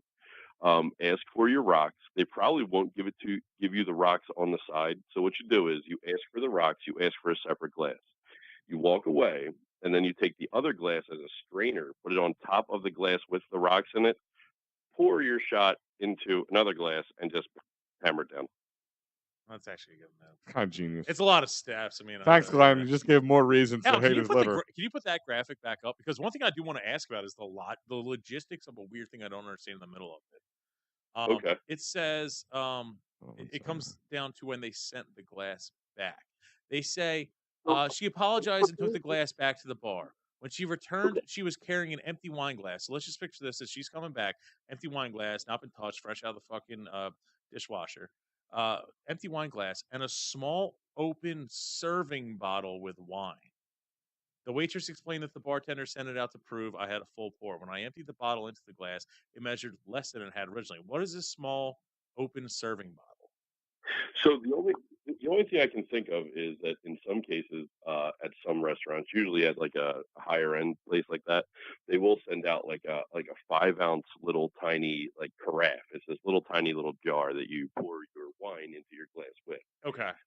It helps it decant, and it also shows that you're getting the proper serving. So they're making sure this is the best goddamn fucking Franzia anyone's ever had. Right, exactly. It's one of those things that's like, one of my favorites, like, well, that ain't a shot. It's like, don't make me do the thing, man. Like, I've been pouring shots since you were born. Like, all right, so then I have to go get a shot glass, and I pour the shot out of the glass into the shot glass, point at them, and it goes, it's a shot. Wow. And then you have to pour it in, you know what I mean? And it's like, come on, man, don't make me do that. I don't want to be that guy. Yeah, like, dude, I've been good at this job for longer than you've been. I don't know, trying to score coke in a dive bar at 1 a.m. I just find this hilarious that at first I kind of wanted to side with the guy a little bit. I'm like, if he's getting shorted, but then it's like I feel like he's nitpicking over a pour. Right. Well, the other thing is too, he may have gotten a heavier pour on the first one just because in the heat of the moment, a lot of times when you're working service, especially during a dinner service, you just kind of pour.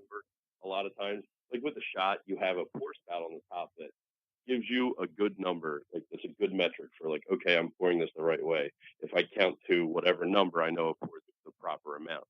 But with wine, you are eyeballing it a lot of the time. Now there are some tricks and stuff like that, depending on the size of the glass and things like that. But generally speaking, what you should do is find some way to measure it. 5 to 7 ounces, pour it in the glass. Look to see exactly where it hits, because every wine glass has a curve to it, and know right on the curve where you're good.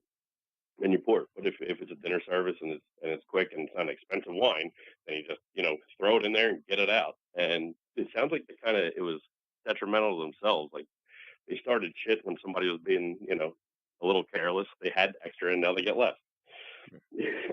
Hold on one second. Was the bartender doing the right thing by sending it out and proving a point, or was that kind of like a big dicking moment?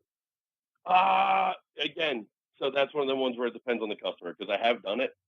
It is kind of a dick move, but at the same time, when you have to prove that point, you prove that point, especially if it's the kind of person where it seems like they might go to management about it. Then at least you're covering your own ass, where it's like, yeah, listen, I didn't turn around and give them more just based on anything. I did what you told me to do based on our pouring system. I will go find that that post, and I will try to track down to figure out which of the 3 Casey's it is.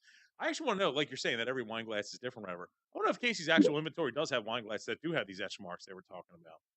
If that's the case, and that's what you're supposed to pour to, then You know. Right, but I'm kind of skeptical that these lines may not exist.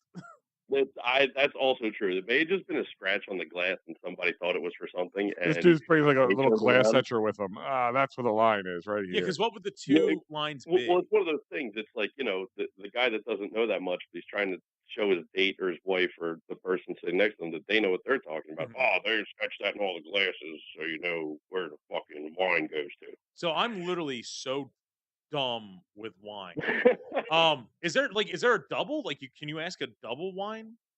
You can ask for it. You're probably not going to get it. Because I was wondering what these two lines were that were on I there. just thought a glass of wine's a glass of wine. Like Yeah, I know wine is typically not towards the top of the glass. right. No, there's usually some kind of buffer. Now, if you go to a nicer place, there's a lot of a buffer because when they want their nice wines to breathe and shit like that. Mhm. But generally speaking, if you go to like a neighborhood place around So here, Tony's wine, what would you they, say? Do you think they have the They escalate? literally are stepping on the grapes while you're watching it. yeah. It is mostly pine tar. I'm sorry, sir. That's not wine. That was grape juice. That was too close to the heater for a while. Yeah, right. It's literally high C. Yeah. It is Ecto Cooler. Hey, if it was That was Ecto Cooler, I'd be down with that. That's a transfusion somebody made in 2011, put on a shelf we forgot about. Oh, that's awesome. All right, listen. Well, guys, it was great catching up. If you Yes. have any more bartender related questions, feel free anytime. We'll have to have you Hell back on yes. soon. And Glenn, I'll be reaching out to you. We're gonna have a promotion that I'm gonna send out so you can approve it, so we can push it around for everybody. That's awesome, man. I'm looking forward to it, fellas. All right, man. Take Hell it easy. yeah. Have a great one. See you guys. See ya. Love Glenn. Glenn Mutz, everybody. But yeah, all right, we'll move on from that. I just don't know the answer to this. Right Yeah. now, I mean, I feel like I'm leaning right now towards this guy was being nitpicky. Yeah. That's kind of what I'm leaning towards. Like I kind of think Glenn was right when he said the guy got more of a pour the first time, and then the second time the pour was correct. So we assume that was the I correct want one. to know about these goddamn fucking lines. Like if you can't afford to go and get wine and hang out with somebody, and you're counting the ounces, does that mean you shouldn't be there buying wine? I literally don't know about wine. No, but I'm just saying, like, if you're worrying about an ounce of wine, Yeah. like, is it at that point maybe you should not be drinking it or worrying about paying for it because you I feel there's a deeper problem going on. yeah, well, that's true. Speaking of Holbrook, so you were recently out on vacation, Yes, it was. and you were in. I went to one of the fanciest dinners ever, and we did not get wine. I bought beer, and I thought it was very fair. Went to Las Vegas. It was a cool trip. We can get more into it later. But one thing we always say in Philadelphia, it's always dangerous when you go abroad. Not abroad, but like anywhere else, even domestically. And you see on a menu, even at a nice place, the phrase Philly cheesesteak. Those 6 letters mean so much more is coming your way. I've seen some atrocious ones. I mean, good God, when Arby's fucking did it the one time where they're like, mushroom Swiss and whatever. Like, what are you, John Kerry, that one fucking year? Why don't you put a fucking arugula on there? So in Vegas, there's a place called the Pepper Mill. It's world renowned. It was in a bunch of movies back in the day and currently. Got a cool vibe. It's expensive as fuck, but it's fucking Vegas. They have the Philly cheesesteak on their menu. It's a small menu too of their entree sandwiches, and it is grilled shredded beef. I don't even know what that fucking phrase means. Grilled shredded beef. It sounds right, but it's not. With strips of onion, bell peppers, sliced tomato, smothered with provolone on a grilled steak roll. All right, so It's like it was AI you go- wrote what they thought it should yes, sound no, like. you're 100% right, and it almost sounds exactly. I think the French dip above it sounds more like Sounds more like a fucking cheesesteak, right? Yes, yes. That's why I didn't blur that one out. Thinly sliced roast beef tucked in a grilled French roll with provolones, add sauteed mushrooms. Yeah, Like that actually sounds more like a cheesesteak. like for whoever thought that bell peppers and tomato on a cheesesteak was a normal cheesesteak is knucklehead. Is a giant knucklehead. For some reason. It's cheese steak, not cheesesteak peppers and tomato. Yeah. For some reason. I almost never it's like calling an egg a chicken abortion or some shit. Yeah, I'll take 2 scrambled chicken I abortions. just never want to hear the Ass up. steak called shredded beef. So For some reason, I don't like it's that. called verbiage. chip steak. First of all, if you go to the store, like if you went to the butcher right now and you need a cheesesteak meat, you wouldn't say cheesesteak meat. You would say chip steak. It's chipped steak. Yeah, it's not meaning it's grilled sliced. shredded beef. I don't like that phrase. Yeah. That's my version of moist. Like I don't want to hear that Moist. phrase. Moist. I didn't get it. What you did not try the famous fur burger? Oh, jeez. I am doing. She's talking to Tom. They're having a back and forth conversation. All right. Well, this one's going to lead us into a little bit of a side topic here. When I was out there, fun fact, I did go to a $400 dinner, and it was, it was some elite I know shit. McDonald's has got high, but damn. Oh, fun fact. Went to a Jack in the Box. It was like $31 for like everything on their menu, and it was so much better than anything we have out here, man. I want a Jack in the Box back here. But funny thing is, I think there is ones in Pittsburgh. I might hit that up out there. So good. I might try that. Paid a fucking limo driver to take us there. There you go. Yeah. So Romano's is throwing an event. They're calling it, don't miss the Romano's Bully Fest. Bully. Sunday, August 4th, 2024, 2 to 6 p.m. Romano's. If you are wondering why we're giving promotion to this shit, I also left it up there that someone commented. The first comment was Romano's sucks. Yeah. Romano's is in Essington. It's right around the corner from Lou Turk's, Wanamaker Boulevard, 420, whatever you want to call it when it gets over there. They have the distinction, and you should know this if you've seen any of our Delco Jeopardies. They allege to have created the Stromboli in like 1952, I want to say. Mm-hmm. And they did. I mean, I do think factually they did. The problem is not the Stromboli everybody thinks of, because right now Stromboli mainly is like a pizza rolled over in half, stuffed with whatever Stromboli. They have the log kind, which I do like. The log is actually the type for in that. So Coco's sells it like that. Yes, and they started same demographic like area. Coco's cheesesteak Stromboli. That was always one of my go-tos. Coco's Strombolis. Not offense, but like Coco's Strombolis are a lot better than fucking Romano's. Have you had a Romano Stromboli like in the last 10 years, Al? No. Okay, so I think we should go back. I think we should give it another. They're bad. I want to go back. When was the last time you had one? Post-pandemic, 2022. Okay, so it was more recent than I when we had our studio in Ridley, I probably got one a year, and they're bad. And I want to give them the benefit of the doubt because I like the history, I like the story, and all that shit. I do think they do what people will fucking get their pitchforks out. I think they do what Pika's is rumored to do on weekends, where apparently Pika's makes a bunch of cheese and pepperoni pizzas, freezes them, thaws them out, and sells them to you because they need the quantity to keep up. Yeah. Romano's, I think, because they fucking created the Stromboli, it's their backbone, it's their pride and joy. I think they actually make a bunch of them, possibly freeze them to store them to ship them for people to bring home on trips. But they might just thaw them out and give them to you because that's exactly what I got. I basically got, I'd rather have a fucking Hot Pocket than this. Oh, wow. So. Bold statement, Cotton. Yeah. But they're also getting a little love in the chip world right now.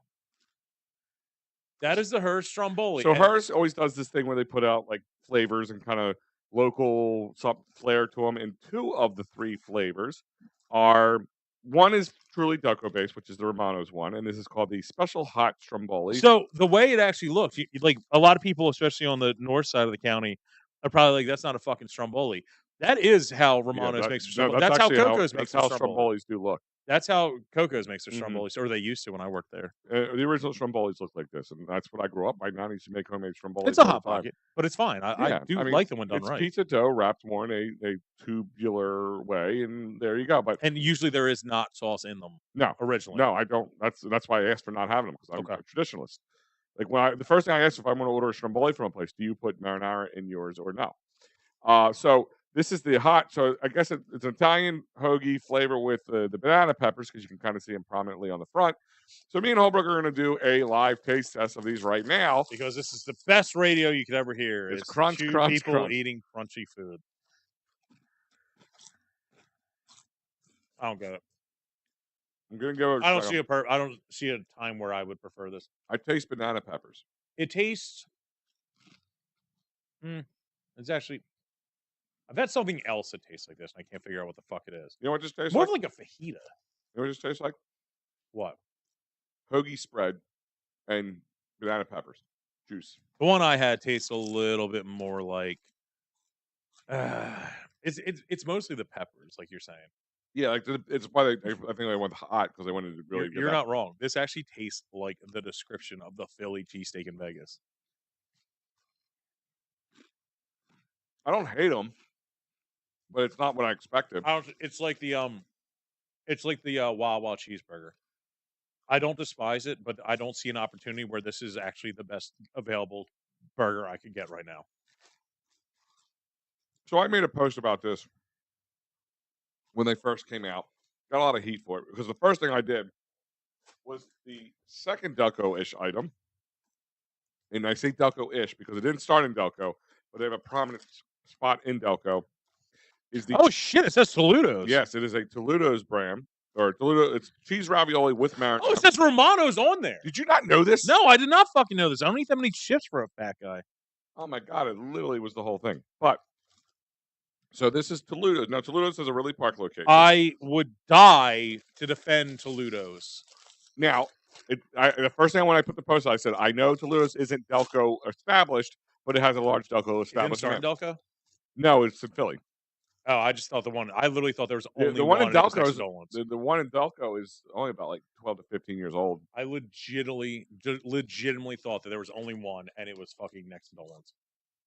This is the ravioli. Number one, I love ravioli. I never actually had a hot food from Toledo's. Very good.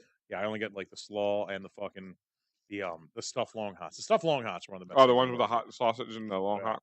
So good. This kind of tastes like? I don't know. A lighter version of the ketchup chips. That's what they are. When hers does these 3 fucking flavors, they used to call them the 215s or whatever. Mm-hmm. I guess because there's 2 from Delco going into that fucking Delco demand now. It's always like they just re-release the same fucking flavors and just change the name. All right, let me ask this question. Just based on the 2, which one do you like better? Stromboli. The ravioli is It just tastes like if you were going to try to say any flavor marinara. I don't want my chips to taste like this. Like, you know what it tastes like? It tastes exactly like an Applebee's mozzarella stick. They want to be ravioli, but it literally tastes like I got mozzarella sticks at the Springfield Diner at fucking 3 a.m. and they thawed it out. Now, for the sake of this, the third one they put out is not Delco based at all. It is Mom's Kitchen Pierogies, which is a famous place in Philly, known for their pierogies. I think it's South Street. The only pierogi place I know in the city is that fucking one, Shars or whatever, that's down near Stock's Pound Cake in Kenzo. Yeah. So here, before I try this, I'm going to say this: a pierogi is what, Holbrook? Pretty much a ravioli with potato and cheese in it. It's a Polish ravioli, yes. They use potato, like almost like mashed potatoes in it, right? Yes. So that means this should be pretty close. Would you think? I would hope. Like I mean, it's essentially a potato chip. And they have the pierogies with the fried onions on it and the chive. So I'm thinking sour cream and onion, maybe with a little bit of cheesier or sour. A pierogi is a deconstructed potato chip when it really comes down to it. Also, underrated pierogies in this area, Marty McGee's. Very good. I actually, when we did that St. Stephen's Church, the Polish church, they work with the church, the Sacred Heart Church in Clifton Heights, which is a Polish church. They actually have a Polish mass, and they do their pierogi fest or something like every year out of St. Stephen's. Phenomenal. It tastes like sour cream and onion potato. This is the best one. Yeah, because it tastes like a potato chip. This is the best one. I still only give it like a 4 out of 10, but I like it more. You can vote online or text pierogi, stromboli, or ravioli. No. I'm going to do that to random people, maybe not hers. Just like find an ex-girlfriend and be like, pierogies. Yeah. Like, what? That's pierogies. That's Holbrook's drunk texting at its finest. You voting for Trump or Biden? I'm voting for fucking pierogi. Of all the 3, yes, this is probably the most enjoyable in my eyes. Yeah, because like you said, every year is 3 flavors. They just fucking rebrand. They did, what was it? The cheesesteak one. They did one that was called, I forget, it was called the 215, but it was, I'm not even. Oh, it was like the salt, pepper, ketchup, mayo. Yeah, that was pretty much it. Yes, and it was just a ketchup chip. It was a ketchup chip with pepper seasoning in it. Yes. Yeah. The cheesesteak flavor one is the same as the stromboli one, is the same as the fucking roast pork one. They literally just redid. It's crazy. I didn't hate the roast pork one. Then you didn't hate the other 2 because they're the same fucking thing. I didn't hate that one because it had a hint of the roast pork. This pork seasoning. This to me is a lighter version of the sour cream and onion potato chip. That is cool, man. That they fucking got Romano's and Toledo's involved. Yeah. Were people fighting back about Toledo's in the comment section? They're not Delco. Well, when I posted, the first thing I put, I was like, we know they're not Delco originally. Yeah. It's just we had to announce that nowadays. Romano's still didn't stop people from being JOs. So Romano's is getting the love. They did create a very cool thing. It's just I have not enjoyed the last like 5 I've gotten. The first smartphone was a Palm. How many Palm phones are out there now? Right. That's always the first one. Is always the best one. It was the originator. It was like, but I want to go. I want to go there one time, and Yeah. me and you try it. And I want to get a real, because like you said, I have not had one in a decade. My buddy lived down there right on across from the lagoon. That was 20 years ago almost, and that was the last time I had one probably. Even the picture they use is like it's not cooked.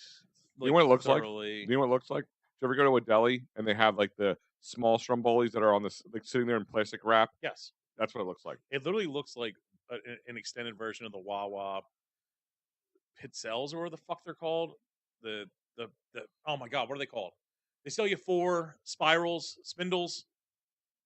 You know when you go to get the fucking shitty wraps that everyone eats like 2 of a week, in the middle console. Oh, it's pretty much they cut up the wraps. Yeah, and they call them the spirals or the whatever. And they're terrible. The picture they use makes them look like that, but I know it's probably better than that. Yeah, I want to give them another. It's one of those things where it's like I'll defend it because it's fucking from here.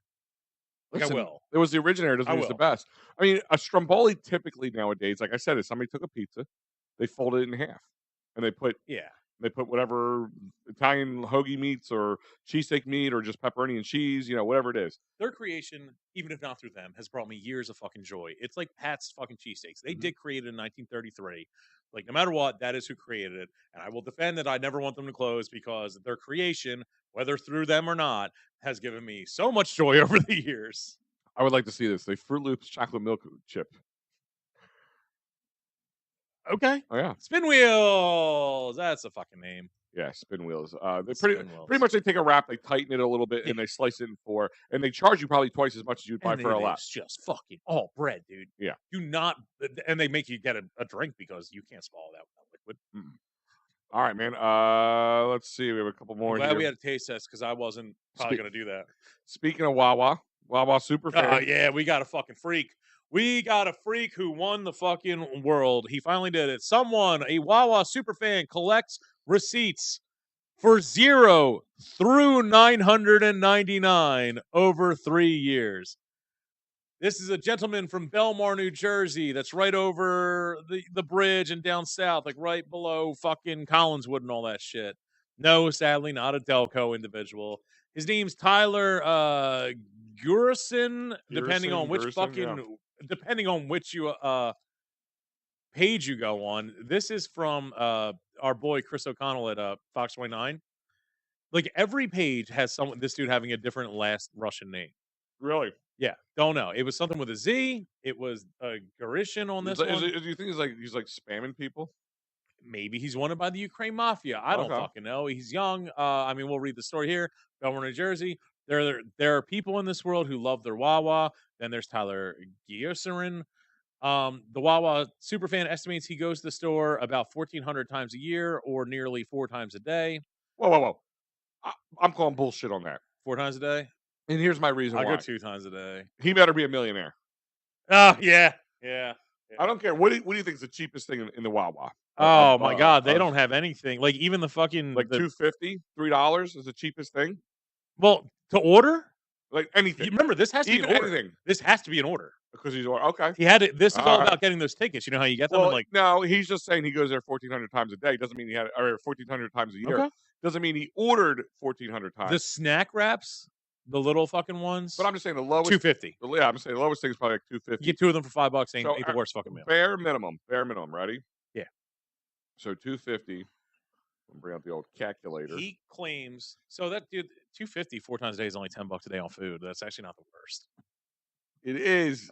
It isn't. It's really not the worst. $70 a week on food.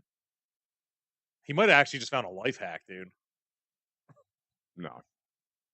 If you order one of those snack wraps and you get a number for it. I also, dude, I did not even think this was possible because in my mind, I thought that number one, I thought it might have gone by time. And then I also thought it may go by what you order. Yeah. Like, I thought it goes up to 99 and then starts over again. I thought that too until I realized like there's random numbers coming in, like 720, 381, like whatever. I started to think it was also based on like Ubers and what people ordered. Oh, okay. Because sometimes that would be in some places they do that. So this dude, the self-professed Wawa connoisseur, went viral after posting a picture of exactly 1,000 numbered Wawa deli receipts for meals he's had over years of visits. The slips are in numerical order from 0 to 99. The picture is actually very fascinating. The 22-year-old Barnegat, New Jersey, that's more west. Met Fox 29's Chris O'Connell Monday at the perfect spot, a Wawa store. Every day I get a coffee from Wawa. I get a lunch from there. I get mac and cheese every single day, usually dinner. I And want I'll to see what this see guy which looks like. order. He's fucking scrawny, dude, because metabolism exists in 22-year-olds. And I'll see But which yeah, but I would order love to see what his sleeves I have. cholesterol and salt and his sodium intake. His heart's got to be. I mean, come on, man. That's got to be like. All right, well, let's figure this out. Wawa, he gets a Wawa coffee. What's that? $2? I don't know. I never ordered. I literally have never ordered a All coffee right, from let's just Wawa. we'll say easy. It's $1. All right, dollar, Okay. dollar. A lunch there, bare minimum lunch. What do you say? $6? $8. $8. $8 for anything. So Unless you're going with the $9. snack wraps. Unless you're going with snack And wraps. even just an individual mac and cheese is what, about $3? I don't know. So all right, we'll say $12 he spends a day. Okay. That's ridiculous. Okay. Yeah. He's 22, man. That's what people do. When I was 22, I was eating Wawa a lot because I was poor. But I mean, that's when you could be poor and go to Wawa. So he spends $4,300 or almost $4,400 a year, bare minimum, at Wawa. I feel like I do too. I And mean, I didn't. I probably get do this. too. I don't even go that often. I probably do too. Well, because I bought a family size mac and cheese for my kids the other night because they wanted it and we were at the store. I'm like, fine, whatever. It's gonna shut you up. It was like $13. I'm like, I could have went and bought a Stouffer's for twice that much. That's pretty much what they serve you. I also challenge that this guy did this fully with credibility. I can't help but feel when he got to a good amount of them, he was just like calling people like, "Yo, can you change my order number to this? Hey, what number you at? Maybe whatever." I don't think this is a natural collection. I don't know. If he's obsessed as he is with it, how hard would that be? I don't know. What if he knows people who work at Wawa that can fucking just print these things out? If he gets a lunch every day, Yeah. in over 3 years, so say 5 days a week, right? How did he know to start keeping them at first? Probably started just having them. Listen, maybe he's a slob. Maybe he just keeps them in his car and like just gathered them up. He does go to Wawa 4 times a day. Yeah, That is pretty slobbish. I'm just saying. I want to. I have questions about. I throw an this. asterisk on it until proven otherwise. I literally, throw a Barry Bonds fucking asterisk. Is there like a barcode we can scan it and see what? I would actually like to see that. His new challenge is, I didn't put it on there, is he's trying to go to every Wawa in America, and I started taking pictures. I agree with Danielle. There's a shock. She said, "I feel the odds of him doing this all by himself are impossible." Hi, I absolutely think this is staged. All right, Especially for a 22-year-old trying to go viral, calling the news saying I did it. so that's what happened. He called them. Yeah. The first one, it actually broke on Barstool. Let me ask you this question: like, what if you only have one number left? Okay, so let's talk about this. One number's fine. If he did that and said, "All right, I need 992," I want to see previous posts. So that's the thing, is I did go find him. There are no real previous posts of him talking about like getting his collection going. It's like he literally went to like 1 to 998, and then was just like, I went and did all 999. mm-hmm. Like I want things to be like up to 500. Only need fucking 500 left. Do you think like he was walking around the store and be like, "What number you on?" Okay, now I'm gonna go order. Yeah, I challenged the validity of it, and I went through like 4 different pages, like write ups of him doing that, of this article, and none of them really explain the logic behind it. And I kind of feel that these people went out there, saw it, and were just like, let's just keep it to like a Danielle. Would you say impressive or sad? Even if he did this, is this impressive to you? What, they lied about the numbers? No, if, like say it's like legitimate. He legitimately did this. Is this an impressive feat for you? That's what I want to know. Beats the heck out of me. What is the next one? Because that story actually gets me a little. Oh, so me and Danielle, who's chirping in. Chirp, chirp. We went to Las Vegas, like we said, and we went out there for That's the. it. Wait, hold on. This is a good point. I wonder if he stole the basket with the numbers. Fuck! Now we're talking, Fallon. Yeah. Now we are talking. Yes. So here's a funny story. That's the shit I want to hear. Yes, she gets it. So here's a funny story. My wife, ever use one of those receipt apps? What if he just went through the dumpster outside? Well, I mean, it's probably easier every time he goes to Wawa, he grabs the basket and dumps it in his bag. Yep. Just kind of siphons through and finds a number. Now I kind of want to go to fucking Wawa's in that area and be like, yo, you know this dude? Is he the dude who fucking you got to deal with him to get him all the things? But do you know ever use one of those receipt apps where you scan your receipts and Fetch. Fetch. Yeah, Fetch. My wife does that, and she got my son, my 8-year-old, addicted to it. So the self checkout Wawa. Oh yeah. They have like a little cut in a hole in the counter that you put the trash in. Oh, the glory hole. Yes. Yes, the glory hole. Yes. So she makes my son reach into the glory hole to yeah. grab the receipts to sell in the back so she can scan all the fetch points. I think the fetch police are going to come get her for me ratting her out now. That's a real fucking thing. What if he asked for a copy? Like, yeah, I don't know. It's sadly impressive or impressively sad. Definitely both. Oh, that's what she says about me. I was going to say, is she just coming on to you now? So in truly impressive fashion, we did go to Vegas last week, and the sole purpose was the Dead and Company, which is the current incarnation of the Grateful Dead. They were playing at the Sphere, and if you have not seen any videos of the Sphere, it is badass. Literally, I don't say this lightly. It is on par with the Great Wall of China. Does it really add? It's not explainable until you see it. But does it add another level to the experience of the music or the whatever you're going to see there? Yeah. Okay. I watched the whole NHL draft on that thing, and I thought it was just so badass with just the graphics in the background. NHL used it as a glorified, not Titantron. What the fuck am I looking for the name of those things? The things that hang over the middle, the scoreboards and all that shit. Yeah. They used it like that. Yeah, the Jumbotron. They used it like yeah. a Jumbotron. Titantron was WWE. Yeah. Especially during the Dead and Company. It's beyond, like, I didn't think the technology was more immersive, right? It's beyond immersive. It's actually like a fifth dimension. So we skipped to the fourth to the fifth, huh? They get there, and I can say it because the fucking thing's done.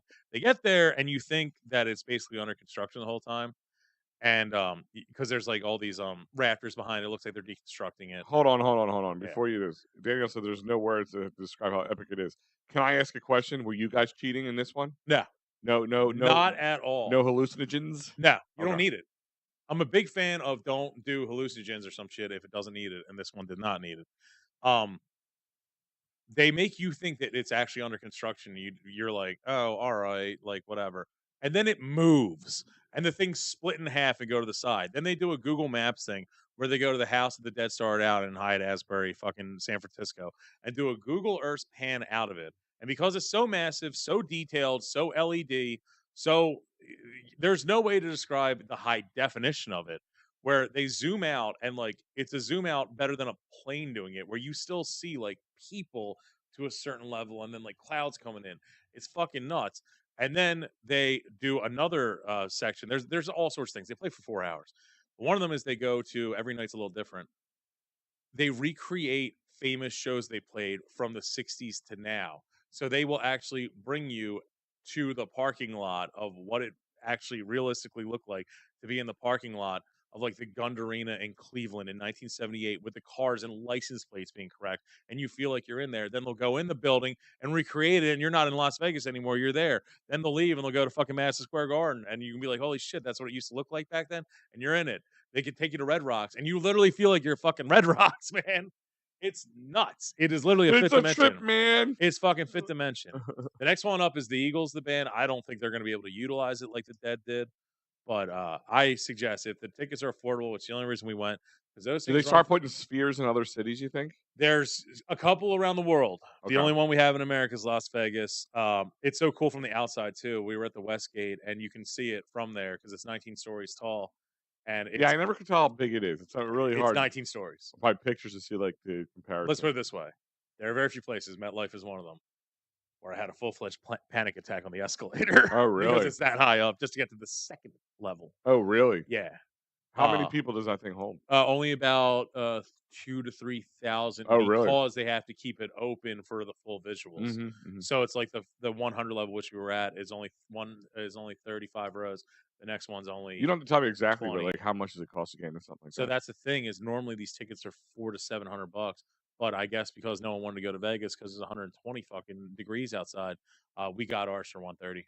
Oh, wow. And we were like, that's a once in a lifetime fucking frontier hell, but we went out there and we also caught a couple other cool things out there. Did you have a layover? Or is it Yeah, straight. I would if I'm going to Vegas, flying straight. Yeah. If I'm going anywhere, I'm flying straight, dude. Fuck that shit. Yeah, I listen. Don't add 3 hours of my life and more walking. No, here's the funny part. So for my flights to Pittsburgh, if I didn't get a nonstop, You had to go to Charlotte first. it was 7 to 8 hours. Yeah. I'm like, wait a minute, I could drive there quicker. Why the hell would I want to fly? Yeah. What is the point of it at that point? If I had a layover, I'm just fucking. I want it to be a 25-hour layover, so I can just do something in the city. Yeah, you spend the night. I don't want to be in the airport of Denver. Yeah, I was Let me go to fucking Denver. I was in Arizona twice. The one time was in the airport for the whole time. Yeah. Yeah, that was a cool Vegas trip called Blink-182 at the fucking T-Mobile Arena, which, by the way, as someone who has played at the Wells Fargo Center, I can tell you, Wells Fargo Center is still a million times nicer than the newest arena in the league, the fucking T-Mobile Arena. It's just an empty, dark gray bullshit chasm of sadness, but Blink-182 is really great. I actually want to say I was going to call when you were in Vegas. Yeah, I was at the Phillies game covering a game, and there was the '80s retro night. Yes, and they had like a house band they brought in. Oh, I'm sitting there. I'm like, Holbrook could have done so much better than this. Fucking right, dude. And they put them up on the big screen. So it was pregame. We're elite. And they played the whole time on the big screen pregame. And I'm like, this is the best they could get. I was really upset. Like I'm like, pathetic. Yeah, this was pathetic. They could have, give Electric Furby a call. We'll do it. And they play like all '80s music. It was awesome. It was a good time. Fucking right. I'm like, Holbrook would have loved this. Oh, 100%. All right, here's one I posted. Probably while you were. Oh, wait, go back to the picture though. Okay. We didn't even get to it. Oh yeah. So the reason it's on Delco Live is not to tell you I went to fucking Vegas. We were out there, and one of the songs they do is they start fucking throwing ticket stubs from random events. So this was on the screen or on the This sphere? is on the this is on the screen. This is the sphere. What you're seeing there is probably like fucking 4 stories tall. Oh It's wow. absolutely nuts. It's the floor and then the wall. Dude, this thing goes up into like, and the way they utilize space, like it goes further than the actual fucking world. Like it's nuts. They have tickets from all over, from all different dates, from all that shit. One of the ones they chose where I'm like looking at it and I'm just like overwhelmed. I'm like, fuck, man. I was like, it'd be crazy if someone from Philly was there. Nothing from Philly is there, but fucking Upper Darby, Delaware County is represented up there with a ticket from 1980, I think it was. So you got to pull your phone out and snap a picture of this. The Dead is the greatest. Are they weird about you guys with cameras in these No, things? the Sphere wants people to fucking see it because otherwise people won't go out there. It's great marketing. And the thing is, the Dead, their fans are really, they're not regular, they're not teeny boppers, man. The community is, you will never really see a cell phone out at a fucking Dead concert. People are living in it, doing all that shit. The Sphere, a little bit more leeway, like, dude, yeah, capture this once in a lifetime thing. That is one time where I'm like, get your fucking phone out. We got to get a picture of that Upper Darby. No, that's badass. I thought this was like a poster they had floating around. No. That is, so they keep the stage is really tight, really small. It's all 6 or 8 of them, real small, like on each other. And then the rest is the atmosphere. That's in the middle left corner. And that itself is probably 10 feet or probably 30 feet tall. Oh, wow. Just that Upper Darby ticket alone. That's crazy. Yeah. Like I said, while you're out there, yes. Speaking of music, former host we worked with in the past, Pat Convery, sends me the screenshot from the new just released while you were out there, from Zach Bryan, country music singer, very popular right now. He has one of his new songs called "American Nights," and one of the lyrics in there reads, "Delco Danny cut deal with the dealer. He met at the Rivers Casino which is, for those who are not familiar, in Philadelphia. It's Sugar House. Sugar House, yeah. Right? Yes. Yeah. The old Sugar House. Sugar House used to be my client at work. I'll talk all about. So he's from Oklahoma or something, Tennessee, Oklahoma, something like that. But apparently, I think during his career, like early on in his career, he spent a lot of time in this area, Philadelphia, and he mentions Delco in his new song, American Nights. Yeah, he mentions Delco Danny getting beat up. It's Delco Danny cut a deal with the dealer. that he met out at the Rivers Casino.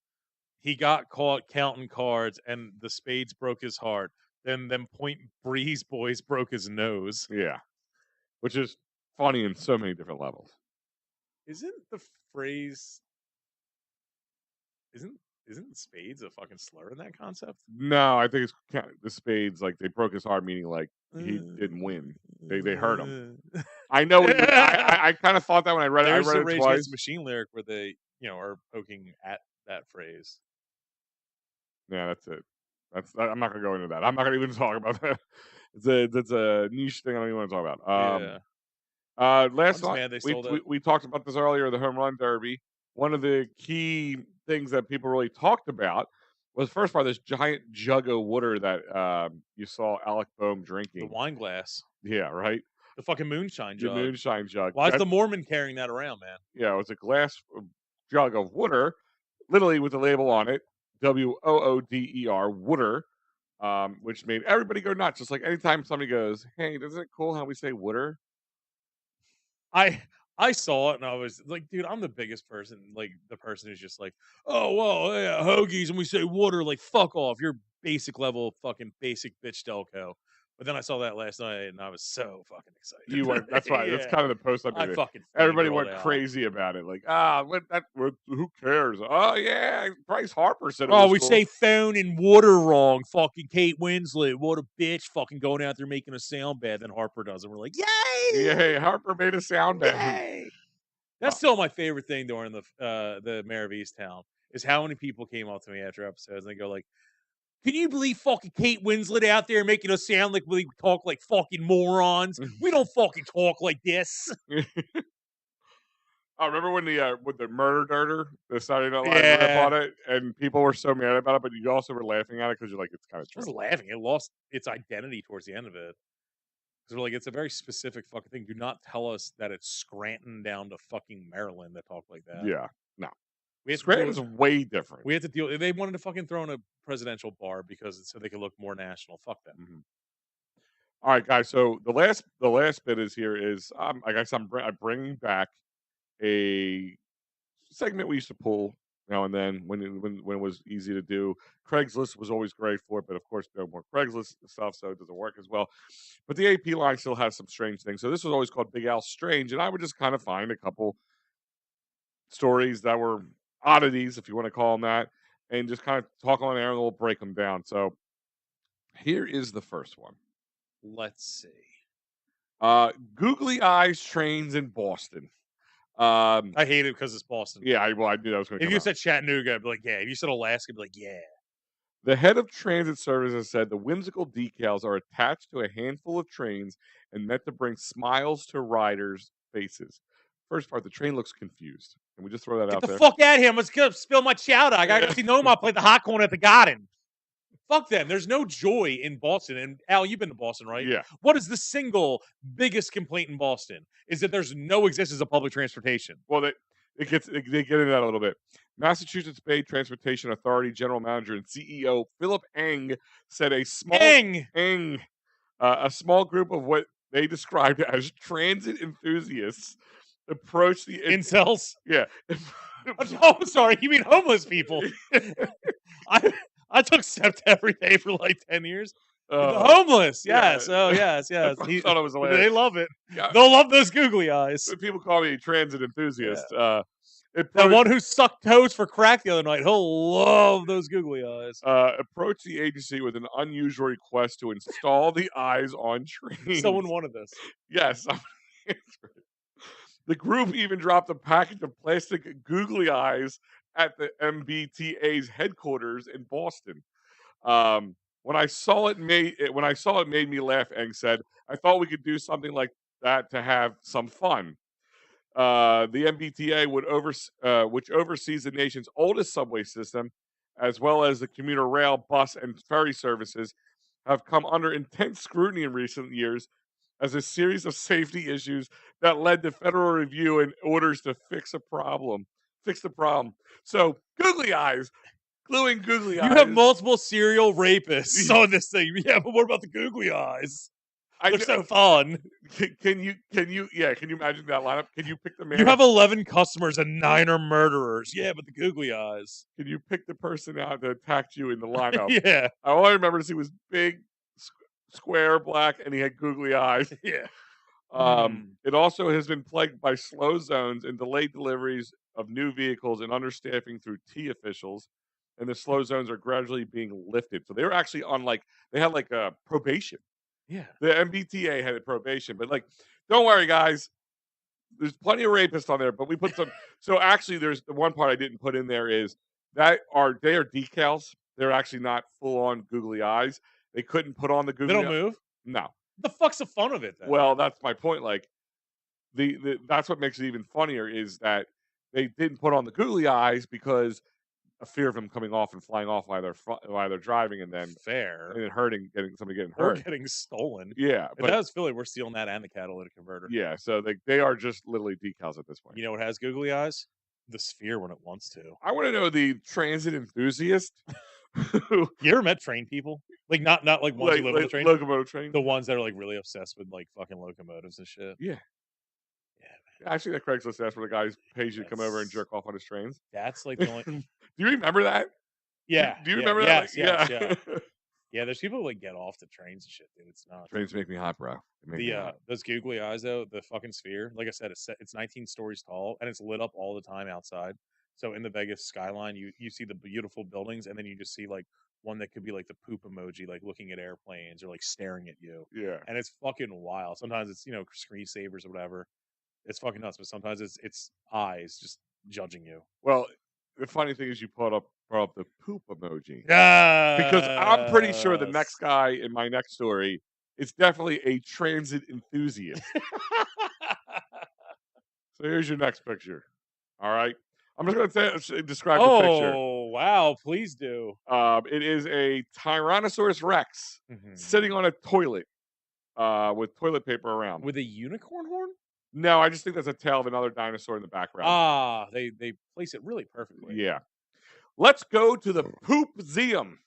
Yeah, you heard that right. The Poopseum. I feel they could have gotten a better name. Yeah, that's what they call it. But you know what? It gets the point. Yes. So. In Williams, Arizona, one way to to tell a Tyrannosaurus Rex digestive food is to look at its poop. We know that from Jurassic Park. Yeah, we all see Jurassic Park. Bone fragments and a piece of fossilized excrement at a new museum in northern Arizona, aptly called the Poopseum. Or, I'm sorry, the Poopseum.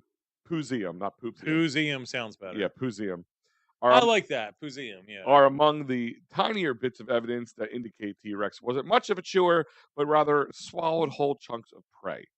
We've seen Jurassic. You ever been to the Mutter Museum or Mutter Museum, however you're going to pronounce it? I want to say this is fucking dumb, but at the Mutter Museum or the Mutter Museum, I go there, I don't know, every 2 years. We celebrate how much fossilized poop they have, including the 40-pound colon.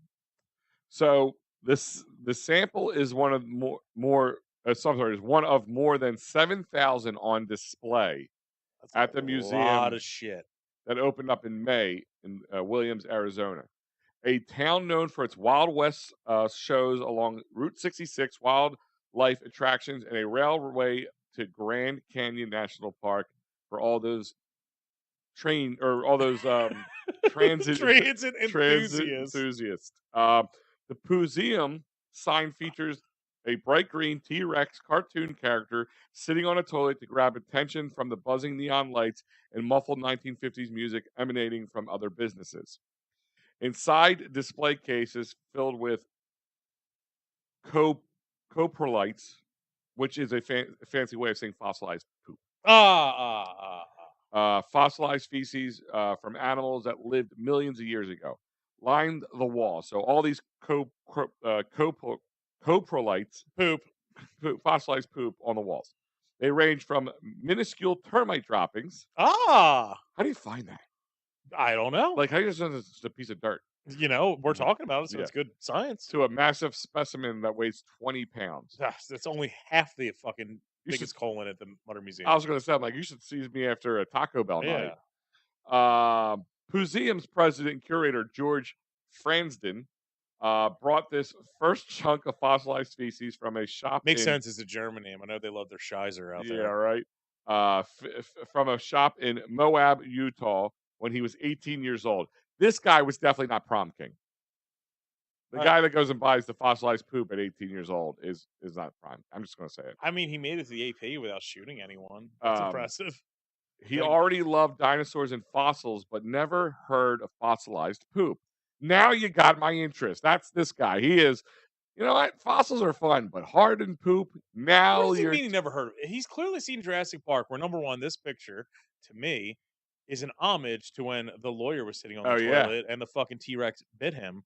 That's clearly what this is inspired by. Then the fossilized poop. The opening line when they get to fucking Jurassic Park is "Welcome to Jurassic Park. We have a T-Rex." The next one is "That's a lot of shit." Yeah. And they're looking at the turd and inspecting it. Yeah. He's a liar. From there, What a phony baloney. Yeah. He's full of poop.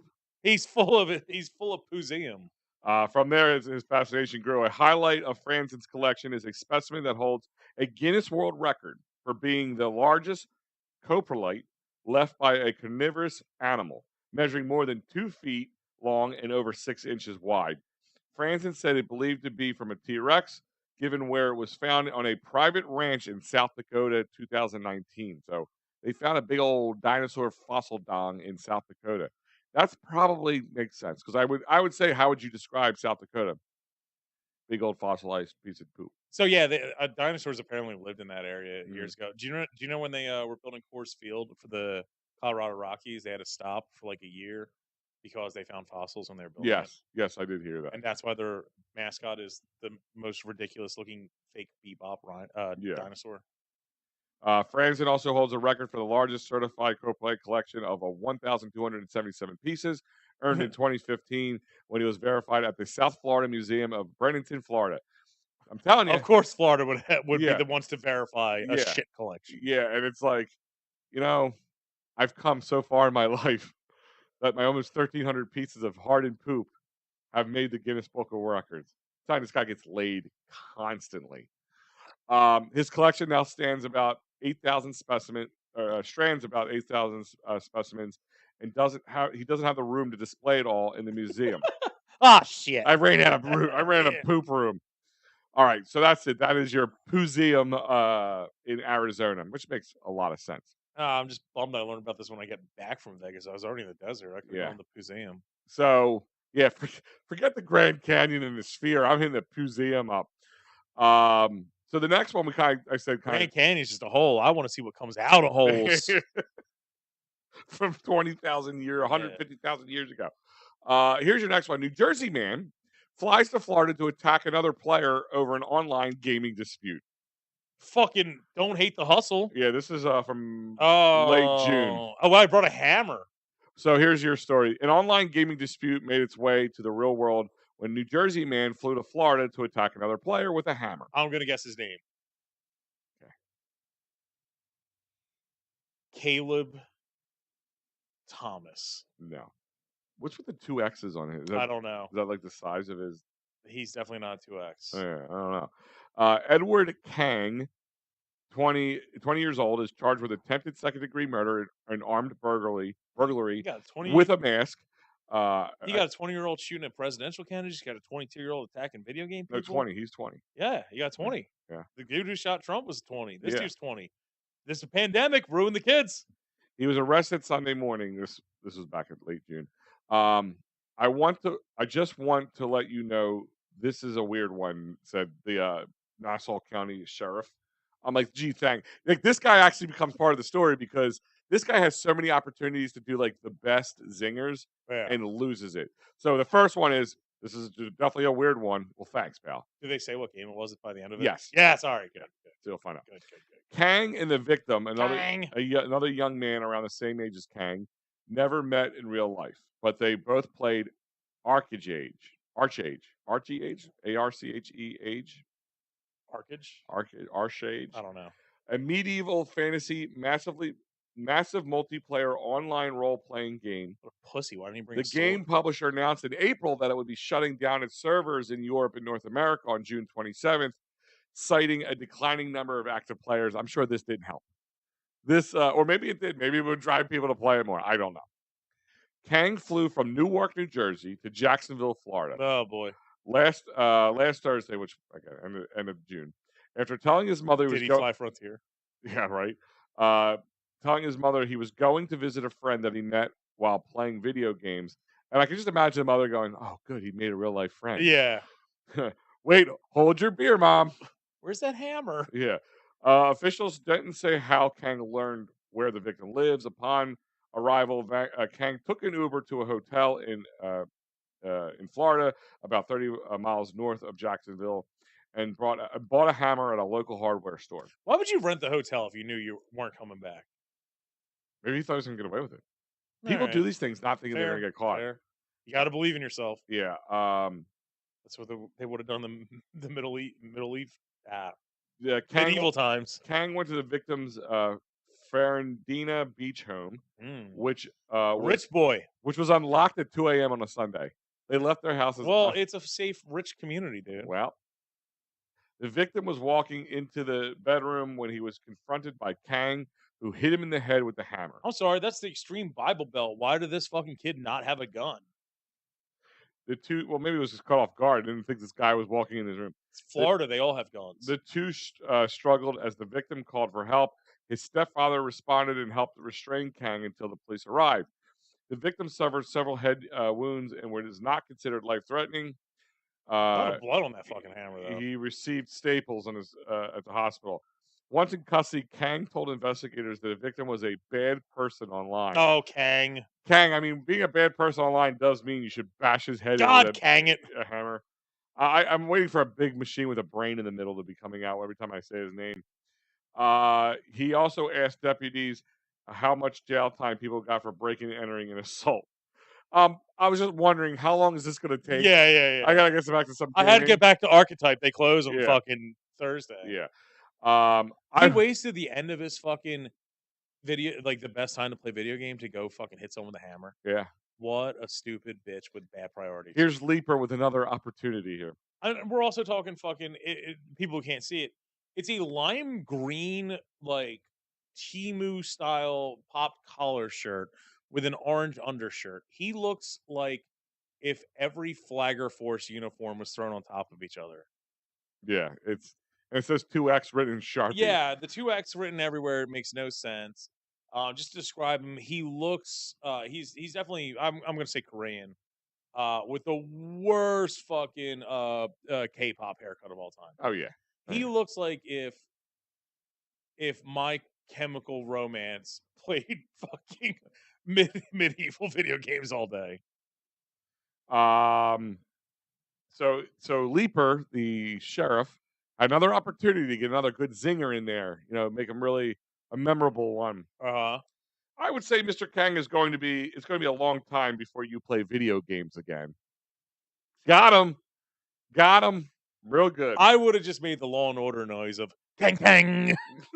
There you go. Yeah. That's a good one. Online court records didn't list an attorney for Kang, and he was being held without bond. Yeah, I would think he wouldn't even fucking fight it. Yeah. It wasn't me, Your Honor. It wasn't me. Let's see. Let me see. You see the blonde 20-year-old chick in a pink dress run into Popeyes and take off saying she can't go to jail. She wouldn't be able to handle it.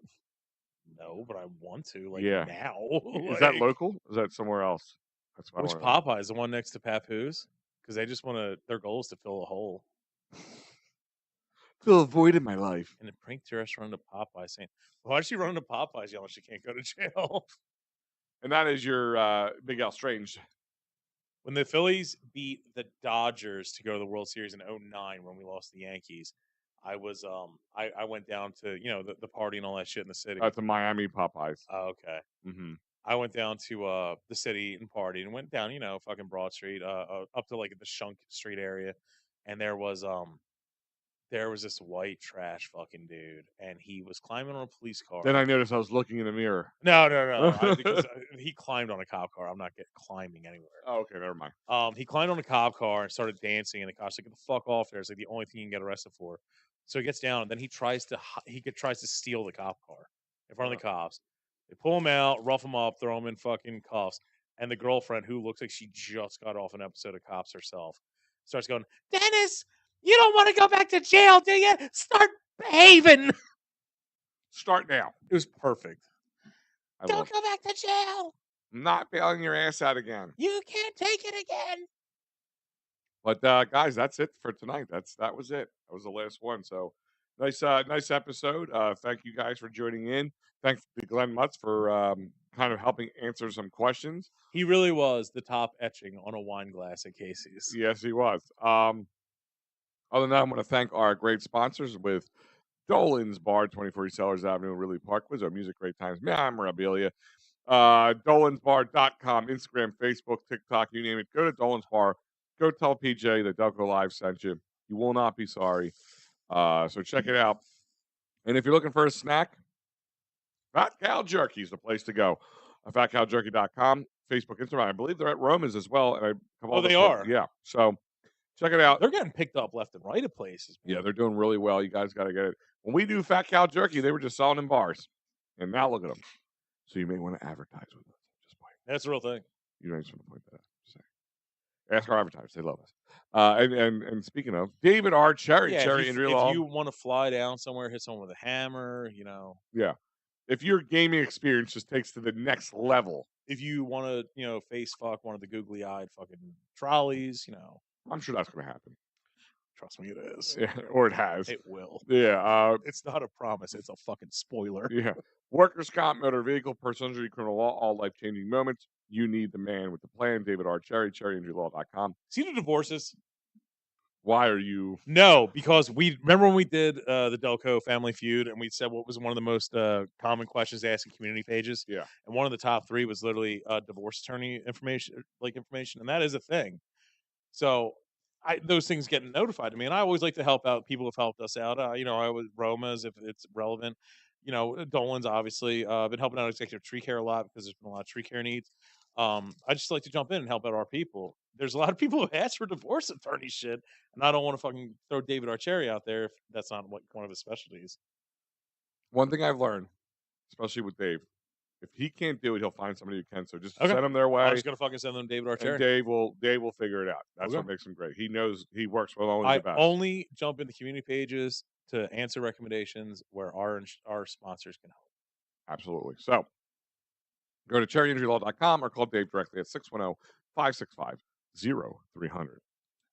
Other than that, all I got, man. He's Hollywood Holbrook. I'm Big Al. I'm having pure thoughts about some of these chips. Maybe have a nosh or two and wait for these storms to calm down and go home. Get home. But other than that, guys, we appreciate you. We will see you next time.